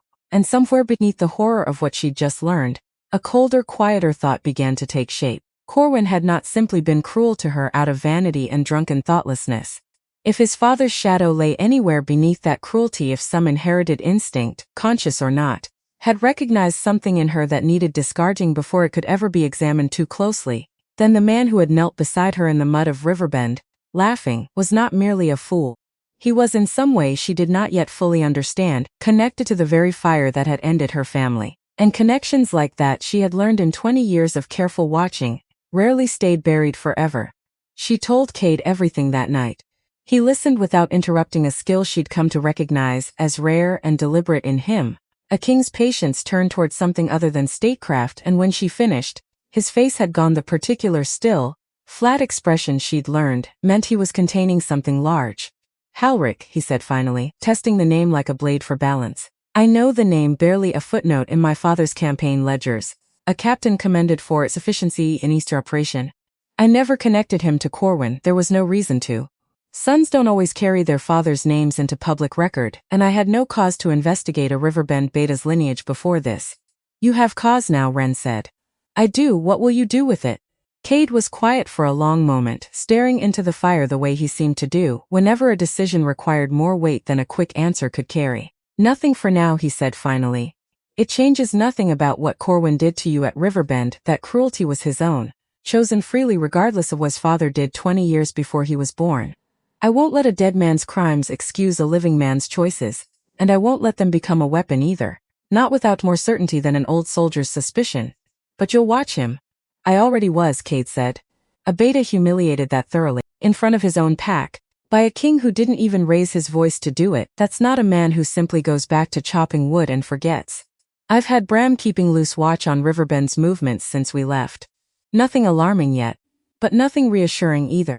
Ren thought of Corwin's face in that fineful courtyard, not the drunken arrogance of the Great Hall, but the hollow, calculating stillness of a man watching his own insignificance made permanent in front of everyone who'd ever feared him. He's not the kind of man who simply accepts nothing, she said. Slow. Certain. I lived beside him long enough to know that much, even if I never understood the rest of him. Whatever he's doing right now, wherever he is, he's not accepting it. Cade looked at her. Grim gratitude in his expression at once. Then we'll be ready for whatever he decides to do instead, he said. Together, this time. Not something I discover after the fact and try to fix alone. It was, Ren thought, the second most honest thing anyone had ever said to her. The first had been 3 weeks earlier, in a locked room that wasn't locked anymore. Winter deepened. Passage grew choked with snow, and word from the south slowed to the rare, hard-won report of a rider willing to brave the roads. Ashen Keep settled into its long cold season, and Ren settled with it, no longer the frightened girl who slept on stoves and floors, but not yet either whatever she was going to become. She spent her days between Odaline's herb stores and the archive room, piecing together fragments of a bloodline she still couldn't remember but had begun slowly to claim as her own. She spent her evenings with Cade, sometimes in comfortable silence, sometimes in conversation that ranged further than either of them seemed to expect his father's failures, her own uncertain future, the strange, unglamorous work of two people learning to trust each other, one small kept promise at a time. She did not know in those quiet winter months that 500 miles south, in a fortress carved from black cliffs, Corwin had spent the same season memorizing maps, drilling alongside Ironhold's scouts, and waiting with the particular patient hunger of a man who has finally found a purpose large enough to swallow his shame for the spring thaw to open the mountain pass he'd promised. First Marshal Vessa would deliver an army to Ashen Keep's undefended northern approach. She did not know that a letter, intercepted by one of Bram's scouts in the final week of that long winter, would arrive at the keep carrying word of exactly that. She only knew, standing at her window one gray morning as the first hint of thaw softened the ice on the black stone sizzle, that something in the wind had changed. A pressure, distant but building, the way she'd once felt a storm coming through the ache in her own knees, long before the first cloud ever crossed the sky. She did not yet know its name, she would soon enough. The letter arrived on a morning the color of old iron. Bram brought it himself, still in his riding leathers, still smelling of horse and frost, and did not wait for the formality of an audience chamber before pressing it into Cade's hand. Ren was there. She had been there most mornings lately, in the war room off the archive, going through supply ledgers with Odaline while the two men who ran this keep's defenses argued quietly over troop rotations. She watched Cade's face change as he read. Not much, he was not a man who let much show. But she had learned, over the winter, to read the small things, the way his jaw set half a degree tighter, the way his eye stopped thus moving across the page, and simply held on one line, reading it twice, as if the second reading might change what the first had told him. What is it? Said. Cade didn't answer immediately. He handed the letter to Bram instead. Watch the captain's single eye scan it. Watch Bram's scarred face go the particular gray that came. She was learning, right before a man started calculating casualties. Say it, Ren said, whatever it is. I'm not leaving this room until someone does. Cade looked at her. A scout intercepted a rider 3 days south, he said. carrying correspondence between Ironhold and a contact inside our own borders. The contact is feeding them a route, a pass through the Black Peaks. One we've never fortified because we didn't believe it was passable for anything larger than a trading party. Is it, according to this letter? Someone's proven it is, someone who's walked it himself. Someone who knows it well enough to guarantee safe passage for a force large enough to matter. Ren felt the Kulturtsetzel into her stomach before he even said the name. Because some part of her had known, the moment Bram walked in with Frost still on his shoulders, and a letter clutched too tight in his fist, exactly whose name was going to come next. Corwin, she said. Cade didn't answer, he didn't need to. The silence in that war room stretched out long and taut, and somewhere in it, Ren felt something old and buried finally surface all the way, not surprise. She had told Cade, months ago in this very keep, that Corwin was not a man who simply accepted nothing. She had not known then how right that warning would turn out to be. She knew now, and knowing did not make the fear smaller, it only made it sharper. More specific. How long, she asked, until they can move? The pass won't be full clear snow for another 2 weeks, Bram said. Maybe 3 if the thaw stays slow. That's our window. Window for what? Kate's eyes met hers flat. Steady. The look of a king already 3 moves into a war he hadn't won and couldn't now avoid. To decide whether we wait for them here, he said, or take the fight to ground we choose instead. The war room filled within the hour. Bram.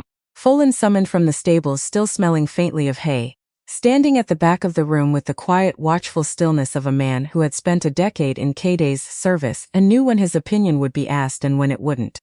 Odaline, because a siege needed a healer's counsel as much as it needed a general's.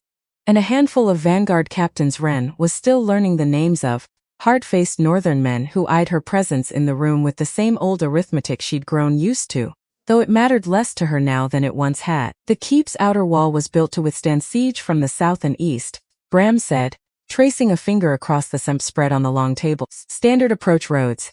We've reinforced those defenses every year since Katie took the throne. The northern face was never considered a real threat. Too narrow, too treacherous. Nobody's moved a real force through there in living memory. Until now, Cade said. Until now, Bram agreed. If Corwin's given them an accurate route, they could bring a force down onto our northern approach with almost no warning. We'd see them maybe 6 hours before they reached the wall. That's not enough time to properly man that face. Not with the defenses we currently have there. Then we build defenses, one of the captains said. 2 weeks is enough time to 2 weeks is not enough time to build what we'd need, Bram cut in. Not from nothing, we can reinforce. We can't create a fortified northern wall out of raw stone in 14 days. The room fell into the particular tense silence of men staring at a problem with no easy shape. Ren, standing near the back beside Odaline, found herself looking not at the map's grand sweep, the mountain passes, the marked troop positions, the wide strategic strokes the captains were arguing over, but at the smaller lines, the service corridors. The old tunnel that ran from the well house out beneath the northern wall itself, dug generations ago in case the keep was ever besieged and needed water without opening its gates. She had walked that tunnel a dozen times over the winter, had learned every turn of it, every place the ceiling dipped low enough to crack a careless skull, every spot where the old stonework had crumbled and been shored up with newer, cruder masonry. There's a tunnel, she said. The room's attention swung to her all at once, the way it always did when she spoke in rooms like this, half curiosity, half dulled suspicion that never quite left. She was used to it now. She kept talking anyway. Beneath the well house. It runs out past the northern wall, comes up in a hollow about 400 yards from the bases of the mountain. I don't know if any of you knew it was there. I don't know if it's on this map. Bram frowned, leaned over the table, scanned it. It's not, he said, slow. Careful. Where did you learn of a tunnel that isn't marked on the keep's own defensive plans? I walked it, Ren said. Most winters apparently nobody bothers. I did. I was curious how the well house kept water flowing during hard freezes, and I followed the pipe channel down, and it opened into a passage a great deal older than the well house itself. Fallon, at the back of the room, made a low sound that might have been a laugh if the moment had allowed for one. Toldo, she wasn't sitting idle those months, he said to no one in particular. Woman's walked more of this keep's bones than half the men who've served here a decade. Katie was looking at her with an expression that had become, over the winter, easy to name, not surprise. Something closer to the quiet satisfaction of a man watching a piece he'd already trusted prove itself worth the trust. If that tunnel's real, he said, and if it comes up outside the wall the way you're describing, then it's not just a water line, Bram finished. Understanding arriving fast now, The way it did for men who'd spent their whole lives thinking in terms of siege and flank and advantage. It's a route we can move men through without them ever crossing open ground. If Corwin's forces come down through that northern pass expecting an unfortified wall and a straightforward assault, they won't be expecting anyone behind them, Ren said. Because as far as any record shows, there's no one who could get behind them. Nobody who knows that ground exists. The room was quiet for a moment. The particular quiet of men recalculating an entire battle plan around one piece of information nobody in that room, except the servant girl standing near the back, had known to bring to the table. "Show me," Cade said. They walked it together that same afternoon, torches in hand, Bram and two of his captains trailing behind, with the careful, methodical attention of soldiers assessing ground for the first time. The tunnel was narrow in places, low enough that even Ren had to duck. And Cade, nearly a head taller than anyone else in the party, spent most of the walk with his shoulders hunched, cursing quietly under his breath every time the ceiling dropped without warning. "This is going to be miserable for a full company," he muttered, ducking under a low arch for the third time. "You wanted a secret route," Ren said. "Secret routes are rarely comfortable, that's usually why they stay secret." Cade shot her a look that was almost amused. "Despite everything." "Careful," he said. "You're starting to sound like Fallon." "Fallon's the only person in this keep who's never once made me like an intruder in my own home," Ren said. "I'll take the comparison as a compliment." They reached the tunnel's northern end an hour later. A rough stone archway half collapsed with age, opening into a shallow hollow screened from the mountain face above by a natural fold of rock. Bram crouched at the opening, studied the ground outside, studied the sightlines up toward the pass, barely visible even now through the thinning winter haze. "This is good ground," he said finally. Grudging respect in his voice, screened from above, close enough to flank a force moving down off that pass before they've even reached the wall. "If we position properly, we could hit them before they know the northern approach was ever a mistake," Cade finished. He turned to look at Ren. Really look at her. The torchlight catching the sharp line of his jaw, the old scar through his brow. "You may have just handed us this entire engagement." "I just walked a tunnel because I was cold and curious," Ren said. "You're the one who has to actually win the fight." "We'll win it together," Cade said. "That was the agreement, wasn't it? Not something I discover after the fact and try to fix alone." Ren felt something warm move through her chest, despite the cold stone at her back, despite the war closing in from the south, despite everything. "That was the agreement," she said. The 2 weeks that followed moved faster than any 2 weeks Ren had ever lived through. The keep transformed around her, not the slow grinding rhythm of winter she'd grown used to, but something urgent, muscular, alive with purpose. Smiths worked through the nights, the ring of hammers on steel echoing up through the stone halls at all hours. Vanguard captains drilled their companies in the outer yard until frost turned to mud beneath their boots. Odaline's stores of yarrow and silverleaf and feverbane grew day by day into something closer to a field hospital's worth of supply, and Ren spent long hours beside her, grinding herbs, boiling linens, preparing for a version of the coming weeks that neither of them wanted to speak aloud. She learned in those 2 weeks that she was useful in ways beyond the tunnel she'd found. She knew the keep's working bones better than most of the court, who'd lived there their whole lives, the storerooms, the kitchens, the servants' passages that ran quick and hidden between levels. The nobility never bothered to learn. She organized supply routes through those passages that let carts move grain and water without ever crossing the main yard, freeing that space for drilling companies. She taught 2 of Odaline's younger apprentices the particular trick, learned in Riverbend stables, of packing a wound tight enough to slow bleeding without cutting off blood entirely. Yseld, of all people, found her in the lower kitchens one evening, sleeves rolled up, directing the movement of grain sacks with the easy authority of someone who had, without quite realizing when it happened, become someone the keep staff simply listened to. "I owe you an apology," Yseld said, formal, the words visibly costing her something. Ren looked up from the ledger she'd been checking supply counts against.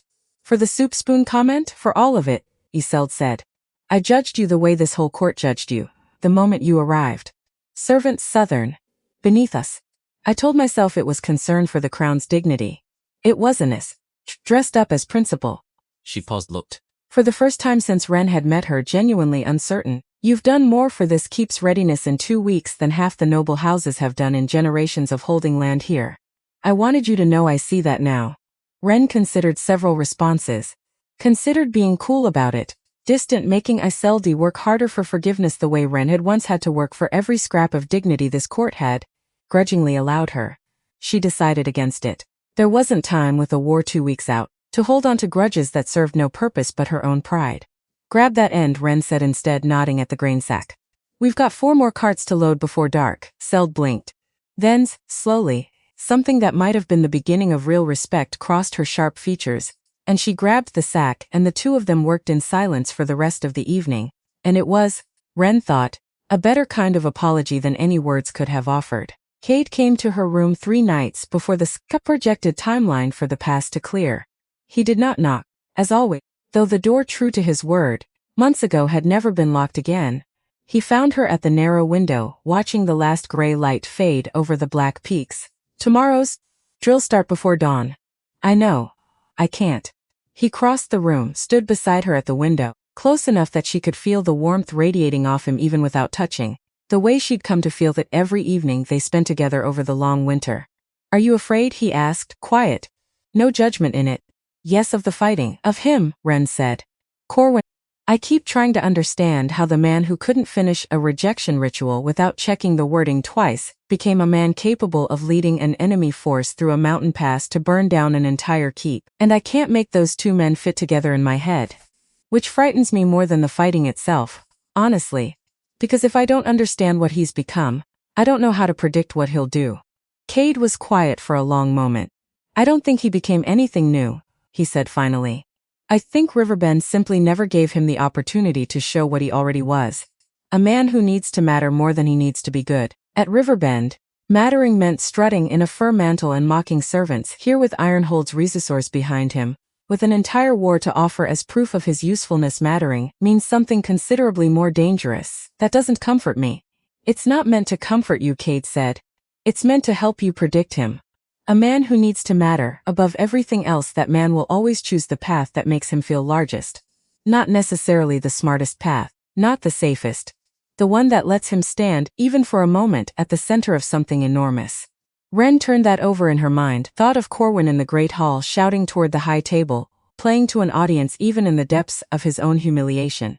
Thought of him at Riverbend's gate, calculating, already writing letters to strangers in his head before the frost had even melted from that final courtyard. He'll want a confrontation, she said, slowly. Not just a battle. He'll want to be seen winning it, specifically by, she stopped. By you, Katet said. Finishing the thought she hadn't wanted to finish herself, or by me. A man like that doesn't burn a keep to the ground anonymously. He needs an audience for his own significance, even in war. Especially in war. Then we use that, our friend said.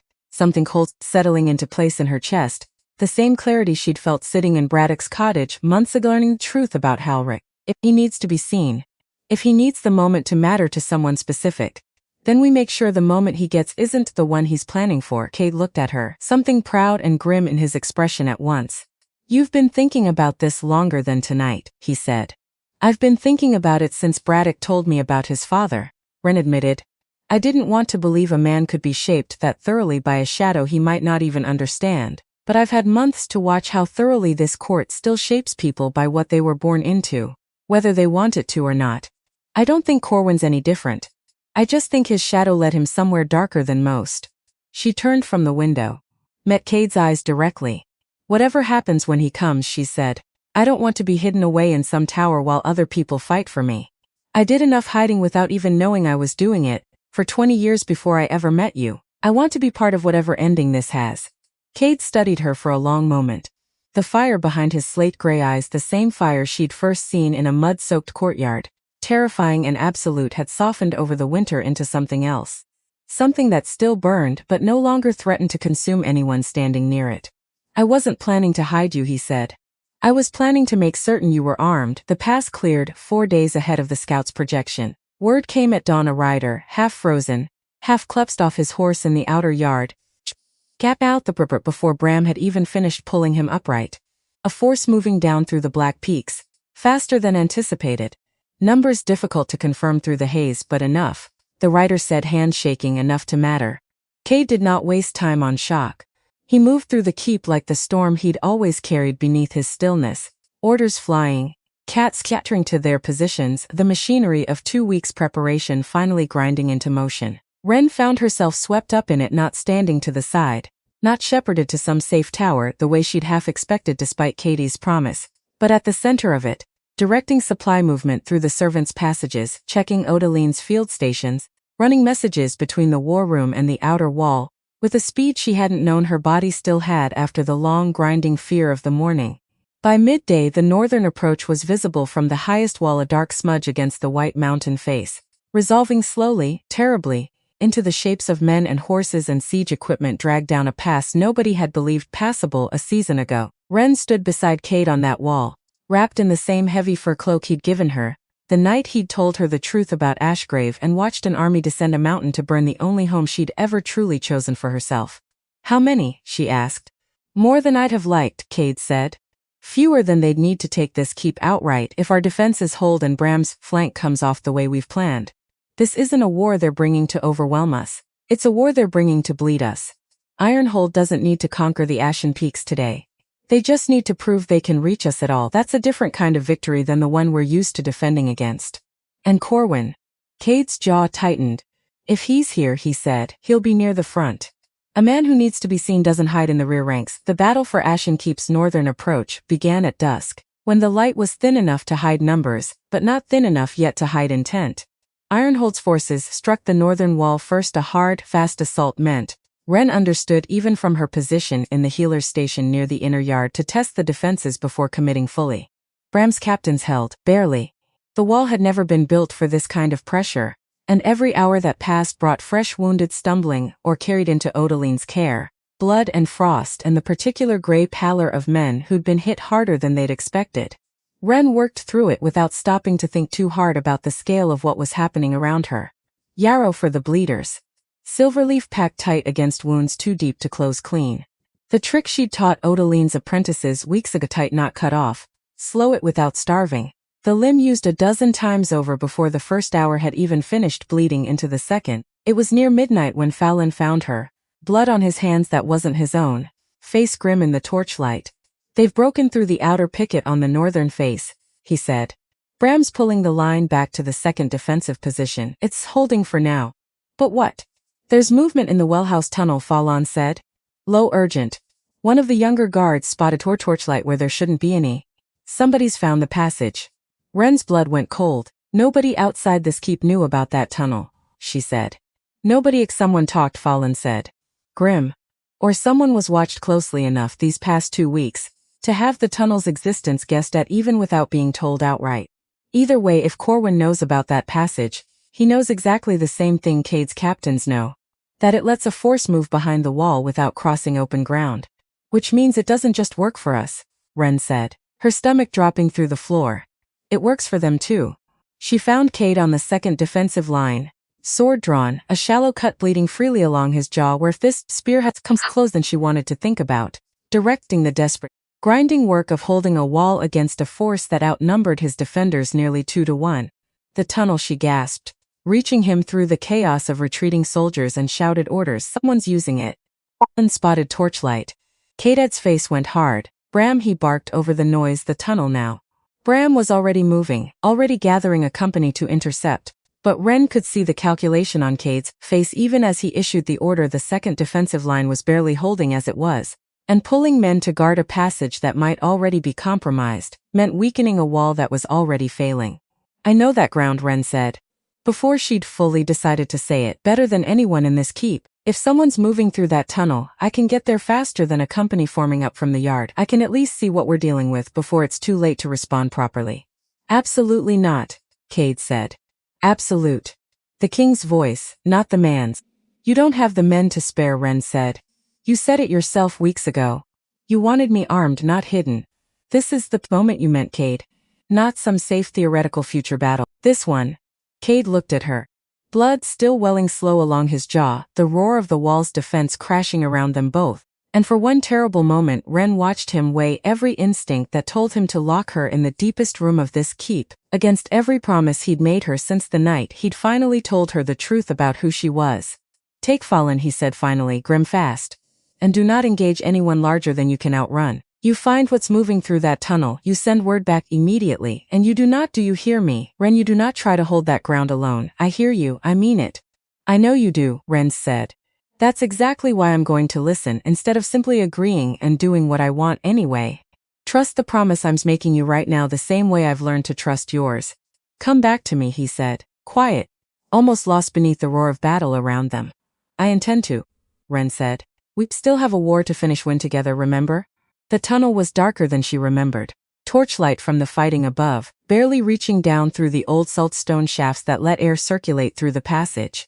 Ren moved fast, Folan close behind her, both of them silent, both of them listening past the muffled roar of the siege above for the particular sound of boots on stone that would tell them someone else had already found this ground. They heard it near the wellhouse junction. Voices, low, careful. Men trying not to be heard and failing, because voices carried strangely in these old stone passages, bouncing and distorting in ways that made distance impossible to judge but presence unmistakable. Ren held up a hand. Folan stopped instantly, years of soldiering making the gesture reflexive even from someone who hadn't given the order. How many, she mouthed. Folan held up 3 fingers. Then, after listening a moment longer, revised to 5. 5 men, moving through a tunnel that led directly into the heart of the keep's water supply. Close enough to the inner yard to bypass every defensive line Bram's forces were currently bleeding to hold. Ren's mind raced. 5 men wasn't an invasion force, it wasn't enough to take the keep outright. Not against the numbers still garrisoned in the inner ward. But it was enough for something else. Enough for sabotage. Enough to open a gate from the inside, or set fire to a supply store, or accomplish any number of small catastrophic things that could turn a hard-fought defensive stand into a rout.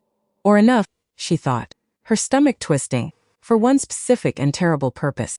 A small enough number to move fast, quiet, unnoticed. A number that made sense if the goal wasn't military at all.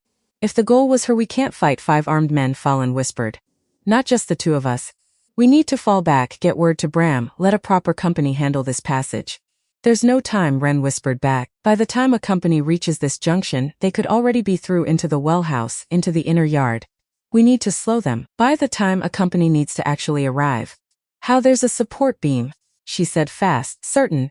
40 yards ahead, where the old stone gave way last autumn and they shored it with timber instead of rebuilding properly. It's load-bearing for that whole section of ceiling. If it goes, you want to bring the tunnel down on them.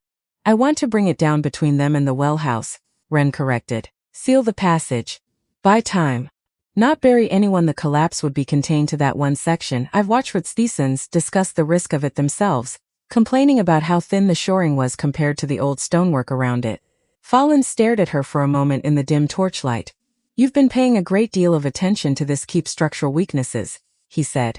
Should I be more worried about that, or grateful for it? Ask me again after tonight, Ren said. Come on. They moved fast and low, hugging the tunnel wall, the voices ahead growing louder, closer, close enough now that Ren could make out individual words. Waterline should be just past this junction. Keep it quiet, close enough that her heart hammered so loud in her own ears. She was half certain the men ahead would hear it too. The support beam came into view. A rough timber column, newer wood against ancient stone, holding up a section of ceiling that the masons had genuinely worried over. According to the kitchen gossip Ren had absorbed over months of walking these passages unnoticed. Invisible in the particular way, servants always were until the moment they weren't. She had nothing to bring it down with. No tools, no time to fetch any, except. Her eyes caught the old iron support bracket bolted into the stone beside the beam, corroded, half rusted through, the kind of aging ironwork that held for decades and then failed all at once, without warning, the moment the wrong pressure found the wrong angle. Folan, she whispered. Your sword, the pommel. Hit that bracket, right there, as hard as you can, the moment I say. Folan followed her gaze, understood immediately, the way a man who'd spent a decade reading terrain for ambush always understood faster than words explain. On your word, he whispered back. They waited. The voices grew closer. Torchlight flickered against the tunnel wall ahead, throwing long shadows that stretched and twisted with every step the approaching men took. Ren counted them as they came into view around the bend. 5, as Folan had guessed, armed, moving with the careful, practiced quiet of men who'd done this kind of work before, which meant, she understood with a fresh spike of fear, that Ironhold hadn't sent amateurs down this passage, they'd sent their best. And at the front, torch held low to keep the light from betraying them too soon. A face she recognized instantly despite the months, despite the distance, despite everything that had changed since the last time she'd seen it in a frozen Riverbend courtyard. Corwin. Not the soft, blustering beta of Riverbend anymore. Something harder had settled into his face over the winter, leaner, colder. The particular sharpness of a man who'd spent months being shaped by purpose and resentment in equal measure. Now Ren breathed, swung. The pommel of his sword struck the corroded bracket with a crack that echoed sharp through the confined space, and for one terrible half-second nothing happened at all, and Ren's heart dropped through the floor of the tunnel, along with every hope she'd had that this would actually work. And then the ceiling came down. Not a full collapse, she'd been right about that much. The section held, the surrounding stonework absorbing most of the shock, but the timber beam gave way with a groan of tortured wood, and a section of loosened rock and old mortar crashed down directly into the path between them and Corwin's 5 men, filling the passage with choking dust and a wall of broken stone that no man was getting through quickly, not without hours of clearing work they didn't have time for. Through the settling dust, through the ringing in her own ears, Ren heard Corwin's voice, sharp with fury and something else, recognition maybe, the sudden awful understanding of exactly whose hand had just sealed this passage against him. Ren. Her name. Said the way he'd never once said it in all the months they'd been bonded at Riverbend, not with contempt, not with careless dismissal, but with something raw and startled, and underneath it something that sounded almost like betrayal, as though he genuinely believed, even now, even after everything, that she owed him something other than exactly this. You knew this passage. Corwin's voice came, muffled through the settling rubble. You've been here, you've walked this ground. How long have you known? Long enough to know it better than whoever sold you this route, Ren called back, her own voice steadier than she felt. Go home, Corwin. Whatever Ironhold promised you, it isn't worth what you're about to lose finishing this. There was a silence on the other side of the rubble, long enough that Ren wondered if he'd already turned to find another way through. Then his voice came again. Quieter, colder. I have nothing left to lose, Corwin said. Cade made certain of that in a courtyard full of witnesses months ago. You were there, you watched him do it.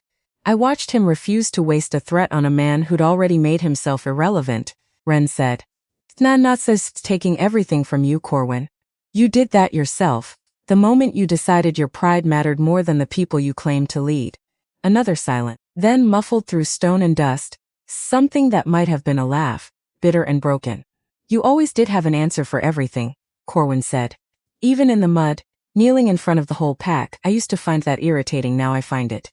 He didn't finish the sentence. We're not getting through this quickly, Ren heard him say instead, voice shifting sharper, the tone of a man abandoning one plan for another. Fall back, find the ridge, approach. We finish this a different way. Footsteps retreated. The torchlight dimmed and vanished around the bend, and Ren stood in the settling dust of a collapsed passage with Falon breathing hard beside her, both of them alive, both of them shaking with the particular exhausted relief of danger survived rather than danger avoided. That bought us time, Fallon said, not victory. He'll find another way in eventually. Men like that always do. Already moving, already thinking 3 steps ahead the way the winter had taught her to think, which is why we're not waiting here for him to find it. We're getting back to Cade, and we're telling him exactly what we just heard. Find the ridge, approach. That's not a retreat, Fallen, that's a change in target. They found Cade on the inner ward wall, the second defensive line finally, barely, holding against Ironhold's pressure, his sword arm bloody to the elbow, his face carved from the same granite stillness she'd first seen in a Riverbend courtyard months ago. He saw her coming and something in his shoulders dropped, relief, raw and immediate, quickly buried beneath the king's mask he wore in front of his captain's report, he said. But his eyes had already found the dust and rubble, still clinging to her clothes, already catalogued the near miss written across her face. Tunnels sealed, said fast, breathless. 5 men, Corwin leading them. We brought down a support section, blocked their path. But I heard him say something before he pulled back. Find the ridge, approach. He's not retreating, Cade, he's changing his target. Cade's face went sharp with sudden understanding. The eastern ridge, he said, turning to Bram, who'd arrived at a run the moment word reached him. It overlooks the inner ward directly.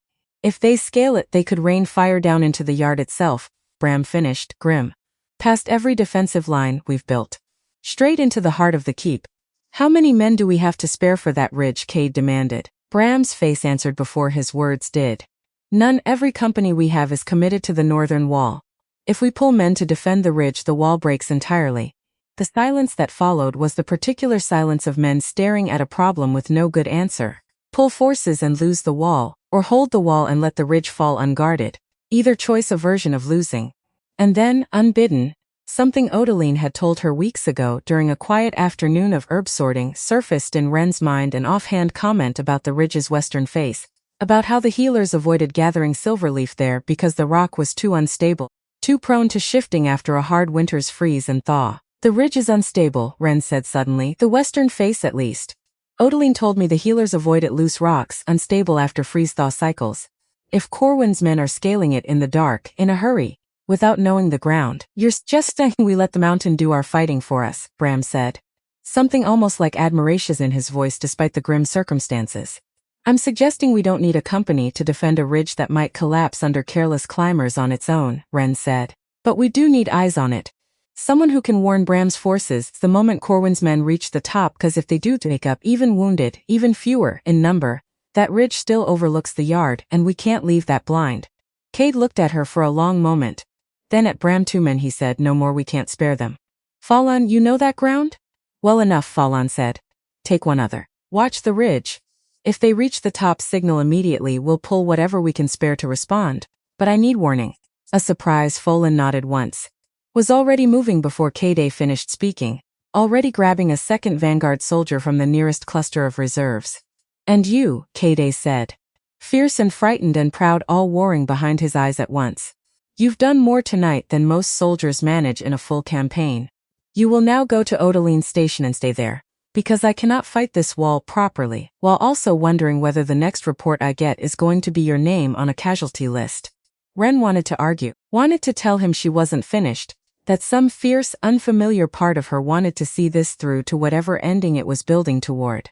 But she looked at his face, really looked, past the king's stillness to the man beneath it, the man who'd unlocked a door and never locked it again, who'd told her the whole truth about his father instead of the easy half of it, who'd said come back to me in a voice barely audible over the roar of a siege, and she understood that this too was a kind of trust. Not weakness, not being sidelined, simply a man asking the person he loved not to make him fight a war and grieve her at the same time.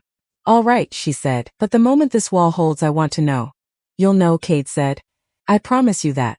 The ridge, as it turned out, did most of the work itself. Ren heard the story later, pieced together from Felon's account, and the shaken testimony of the 2 Ironhold soldiers Bram's forces eventually captured, half frozen and half buried from the base of the collapsed western face. Corwin's climbing party, 8 men moving fast and reckless in the dark, desperate to reach the ridge before dawn stole what remained of their surprise, had made it perhaps 2/3 of the way up the unstable rock face, but freeze-thaw weakened stone gave way beneath them entirely. 4 men fell. 2 died on impact. 2 more badly injured were captured at the base by Folan's small watch party, alive enough to be questioned, broken enough to answer honestly. Corwin was not among them. Whether he'd fallen further, whether he'd turned back before the collapse, whether he'd simply vanished into the chaos of a mountainside crumbling in the dark, nobody could say for certain. Not that night. Not in the exhausted, blood-soaked hours that followed as the northern wall siege finally, slowly, began to break in the defenders' favor. Dawn came gray and merciless over a battlefield littered with the debris of a war that had cost more than either side had wanted to admit going in. Ironhold's forces, having lost their flanking advantage on the ridge, and finding the northern wall holding far more stubbornly than Corwin's intelligence had promised, began a slow, grinding withdrawal back toward the mountain pass they'd descended 2 days before. Katie found Ren at Odeline's station near midday, exhausted, blood on her hands that wasn't her own, having spent the night packing wounds and holding shaking hands and doing every small, unglamorous thing a body could do to keep other bodies alive through the worst hours of a war. He didn't say anything at first. Just crossed the room, ignoring the healers and wounded soldiers around them, and pulled her into an embrace that had nothing careful about it, nothing measured, only the raw relief of a man who'd spent a night not knowing if the woman he loved would still be breathing by morning. The wall held, he said into her hair, barely. But it held, and Corwin against his chest. Katie's arms tightened slightly. No sign of him among the dead we've recovered, he said. No sign of him among the captured either. He may have fled with what remained of Ironhold's retreating forces. He may be somewhere on that mountain, alone, injured, dying slow in the cold without anyone to find him. Which do you think it is? Kate pulled back enough to look at her. Grim and honest at once. I think a man needs to be seen and doesn't disappear quietly, he said. Not while there's still breath in him to try again. I think we haven't seen the last of Corwin, Ren. Not yet? She thought of his voice, through the rubble in the tunnel. I have nothing left to lose, and felt the cold certainty that Cade was right, settle into her chest alongside the bone-deep exhaustion of a night that had asked more of her than she'd known she had to give. Then we'll be ready, she said. The way we were ready for this. 3 days passed before they found him. A shepherd, working the high pastures below the eastern ridge, found a man half frozen in a shallow cave. Feverish. One leg broken badly enough that he hadn't been able to walk more than a mile from the site of the ridge's collapse before his body simply gave out beneath him. The shepherd, recognizing neither the man's face nor his allegiance, had done the only thing decency demanded, wrapped him in what warm cloth he had, built a fire and sent his son running for the nearest vanguard patrol. They brought Corwin to Ashen Keep in chains, more out of necessity than cruelty. The leg would not hold his weight, and the fever that had settled into him during 3 days exposed on a mountainside had left him barely lucid, muttering things in a cell that Odeline, tending his wounds despite everything, reported back to Katie with a carefully neutral expression that told Wren more than words might have. He asks for you, Odeline said quietly. One evening as she and Wren worked side by side sorting the last of the battle's depleted herb stores, in the fever. Not for mercy, not for Ironhold, or for whatever cause he thought he was serving. He says your name, and then he says his father's over and over, like the two of you are somehow tangled together in whatever's happening behind his eyes. Wren's hand stilled over the mortar and pestle. Does he know, she asked, about Halric? About the valley, I couldn't say, Odeline admitted. Fever talk isn't always truth, but it isn't always nothing either. She went to see him 3 days later, once the fever had broken, and Katie, reluctantly, had agreed that a conversation between them might accomplish more than continued silence. Corwin's cell was small, stone-walled, a single high window letting in a thin bar of winter light. He sat propped against the wall, legs splinted and bound, face gaunt in a way that made him look older than the arrogant Beta who'd once mocked her over a spilled pitcher of wine. And when he saw her enter, something crossed his features that she hadn't expected. Not defiance, not the calculating stillness she'd seen in that final Riverbend courtyard. Something closer to relief. I wondered if you'd come, he said. His voice rough, diminished. I wondered if I should, Wren said, honest. She stood near the door, close enough to speak, far enough to leave quickly if she needed to. I have a question, Corwin, and I want a true answer, not whatever version of the truth you think will make this easier for either of us. I don't have much left except true answers these days, Corwin said. Something bitter in it, but no longer the cruelty she remembered. Ask your father, Halric. Do you know what he did in the Ashgrave Valley 20 years ago? Something moved across Corwin's face, not surprise, she realized, watching him carefully, recognition. The particular stillness of a man who'd been carrying a truth alone for a long time and hadn't expected anyone else to ever ask him about it directly. I know, he said, quiet. I've known since I was 12 years old.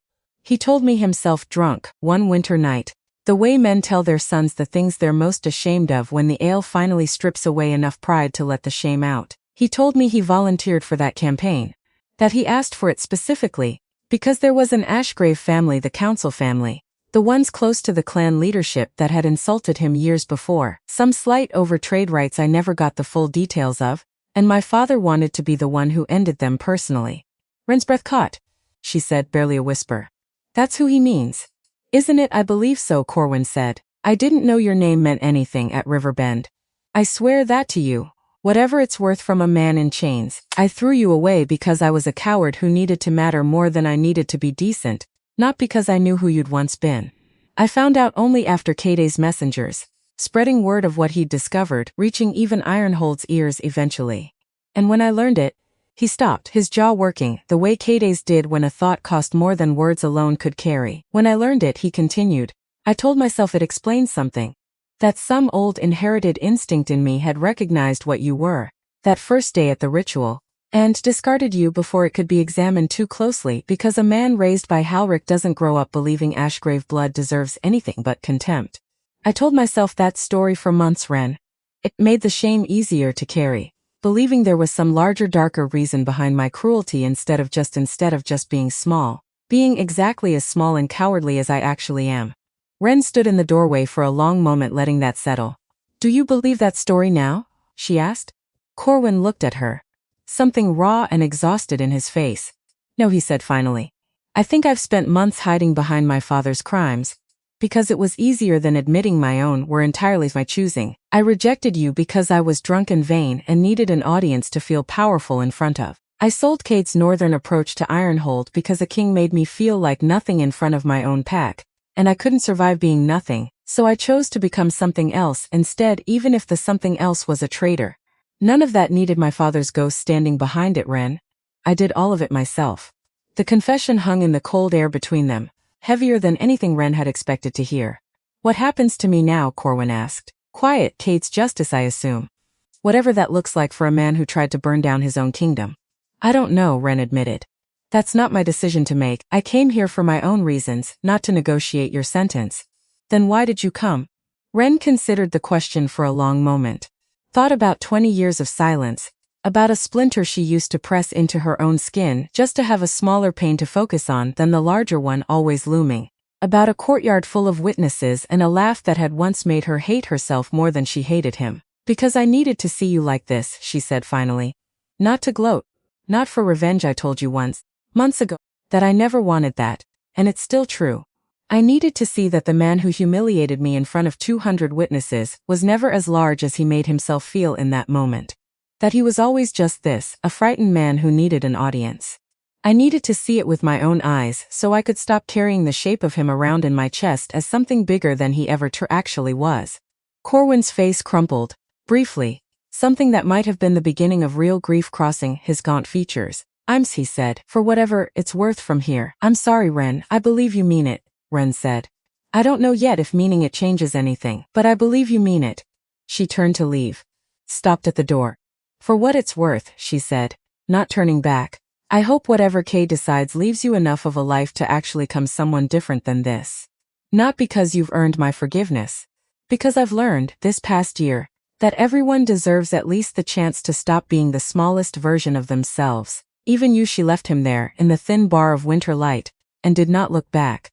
Cade's judgment, when it came, surprised the entire court. Not execution, though the captains had argued for it, loudly, and the law of the Northern Territories would have supported it without question for a man who'd sold his king's defenses to an enemy power. Not exile either, the easier mercy that would have sent Corwin south with nothing and let distance handle the rest. Instead, Cade sentenced him to 10 years of labor in the border garrisons postings along the eastern passes, the very ground Ashgrave had once held, working under officers who knew exactly what he'd done and would show him no particular kindness for it, but working nonetheless, earning a wage, slowly, whatever small measure of redemption a decade of honest labor might eventually produce. He announced the sentence from the same wall where the siege had raged 3 weeks before. In front of the assembled court, the Black Peaks now quiet under a thin, hopeful blanket of early spring snow. And when it was done, when the captains had grumbled and dispersed, and the yard below had gone back to the ordinary business of a keep rebuilding itself, Cade found Ren still standing at the wall's edge, watching the last of the crowd disperse. It's more mercy than I expected, Ren said. It's not entirety, Cade admitted. 10 years. In that posting will break most men who serve it. It's punishment, Ren, make no mistake. But I've come to believe, this past year, that some debts are better paid through labor than through blood. My father believed the opposite. I've spent 6 years trying to prove him wrong, one decision at a time. This felt like another chance to do that. Ren thought of Braddock in his small cold cottage, still carrying the weight of a mercy he'd never fully forgiven himself for choosing.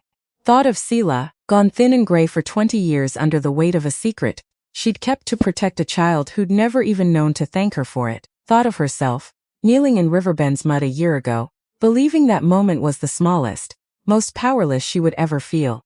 I think you made the right choice, she said. Not because he deserves easy mercy. Because a decade of hard, honest labor might actually teach him something a quick death never could. And because I'd rather this territory be known for the kind of justice that leaves room for change, than the kind that simply repeats what your father already proved doesn't work. Cade looked at her for a long moment. You've become something this court didn't expect, when I first carried you through those gates, he said. Not just Ashgrave's last survivor. Not just my mate. Something the North actually needed without knowing it was missing. What's that? Someone who remembers that mercy and justice aren't opposites, Cade said. My father never understood that. I'm not certain I fully understood it either before you. He held out his hand, not a command this time, not a claim, simply an offer. Walk with me, he said. There's something I want to show you. It isn't finished yet, but I think you should see it started. They walked out through the eastern gate together, along a path Ren hadn't taken before, Up a gentle rise overlooking the valley where the keep's foundations gave way to open mountain meadow. The last patches of snow retreating in slow, reluctant ribbons down the black rock. At the top of the rise, masons were setting the final stones of a marker. Simple, unadorned, single symbol being cut deep into its face, a wolf's head, half faded in the old style, the same shape that had marked Wren's shoulder since before she could remember. A memorial, Katie said. Quiet, for Ashgrave. For everyone my father's campaign erased from this world without a stone to mark they'd ever existed at all. I had the mason start it the week the pass first cleared. I wanted it finished before the anniversary of the valley, whether the siege came or not. Wren stood before it for a long moment, throat tight, the spring wind moving soft through the meadow grass around them. It won't undo what happened, Cade said. Nothing I do will ever fully undo it. But I didn't want you to be the only marker left standing for a whole clan's worth of lives. I wanted there to be a place, a real physical place where the truth simply exists plainly for anyone who wants to know it. Not buried in a ledger. Not hidden under a servant's collar for 20 years. Just standing here in the open, the way it always should have been allowed to. Wren reached out, touched the carved wolf's head, the stone cool and rough beneath her fingers, so unlike the pale scar on her own shoulder, somehow exactly the same. Thank you, she said. Barely a whisper. You don't need to thank me, Cade said. You've given this keep more than a memorial stone ever could. I'm only trying, in whatever small ways I can, to give something back. Wren turned to look at him, this man who had claimed her in violence and grief a year ago, not knowing yet what she was, only knowing that cruelty deserved consequence and courage deserved protection, and felt something settle fully into place in her chest that had been slowly building since that first frozen morning in Riverbend's courtyard. I used to think, she said, that the mark on my shoulder was just something Sella was ashamed of, something to hide. I spent 20 years believing the truest thing about me was a secret too dangerous to say out loud. And now? Now I think it was never the secret that was dangerous, Wren said. It was the silence around it. The not knowing. Now that I know, now that it's carved into stone on a hillside instead of hidden under a collar, it doesn't feel like a wound anymore, Cade. It feels like the truest thing I own. Cade reached out. Took her hand in his, calloused and scarred the same hand that had once gripped the back of her neck in a claiming bite that had changed everything, now holding hers with nothing more urgent than simple unhurried care. Then let it be that, he said. The truest thing you own, not a scar the world put on you. A name you carry forward on your own terms, from here. Wren looked out over the valley, the meadow, the wildflowers just beginning to push up through the thawing ground, the black peaks still capped with the last patient remnants of winter snow, and felt, for the first time in a year that had asked more of her than she'd ever known she could give, something that was not merely survival. Something that was finally, unmistakable peace. The wind moved through the grass. Somewhere below, in the keep's outer yard, the ordinary sounds of a rebuilding life carried up on the spring air, hammers on stone, voices calling to each other, the distant, cheerful bark of a dog chasing something across the thawing mud. Wren stood on that hillside beside the man who had claimed her, beside the stone that finally spoke her family's true name aloud, and understood that whatever came next, whatever new storms the north might still hold in store for a girl who had once knelt in Riverbend's mud believing herself worthless, she would meet it not as someone waiting to be rescued. She would meet it as exactly who she'd always been, underneath 20 years of silence, someone who survived the mud, and built something real out of what was left standing after. Because that was the thing nobody had ever told her, back when she was a girl pressing a splinter into her own thumb, just to have a smaller pain to hold on to. Survival was never the end of the story.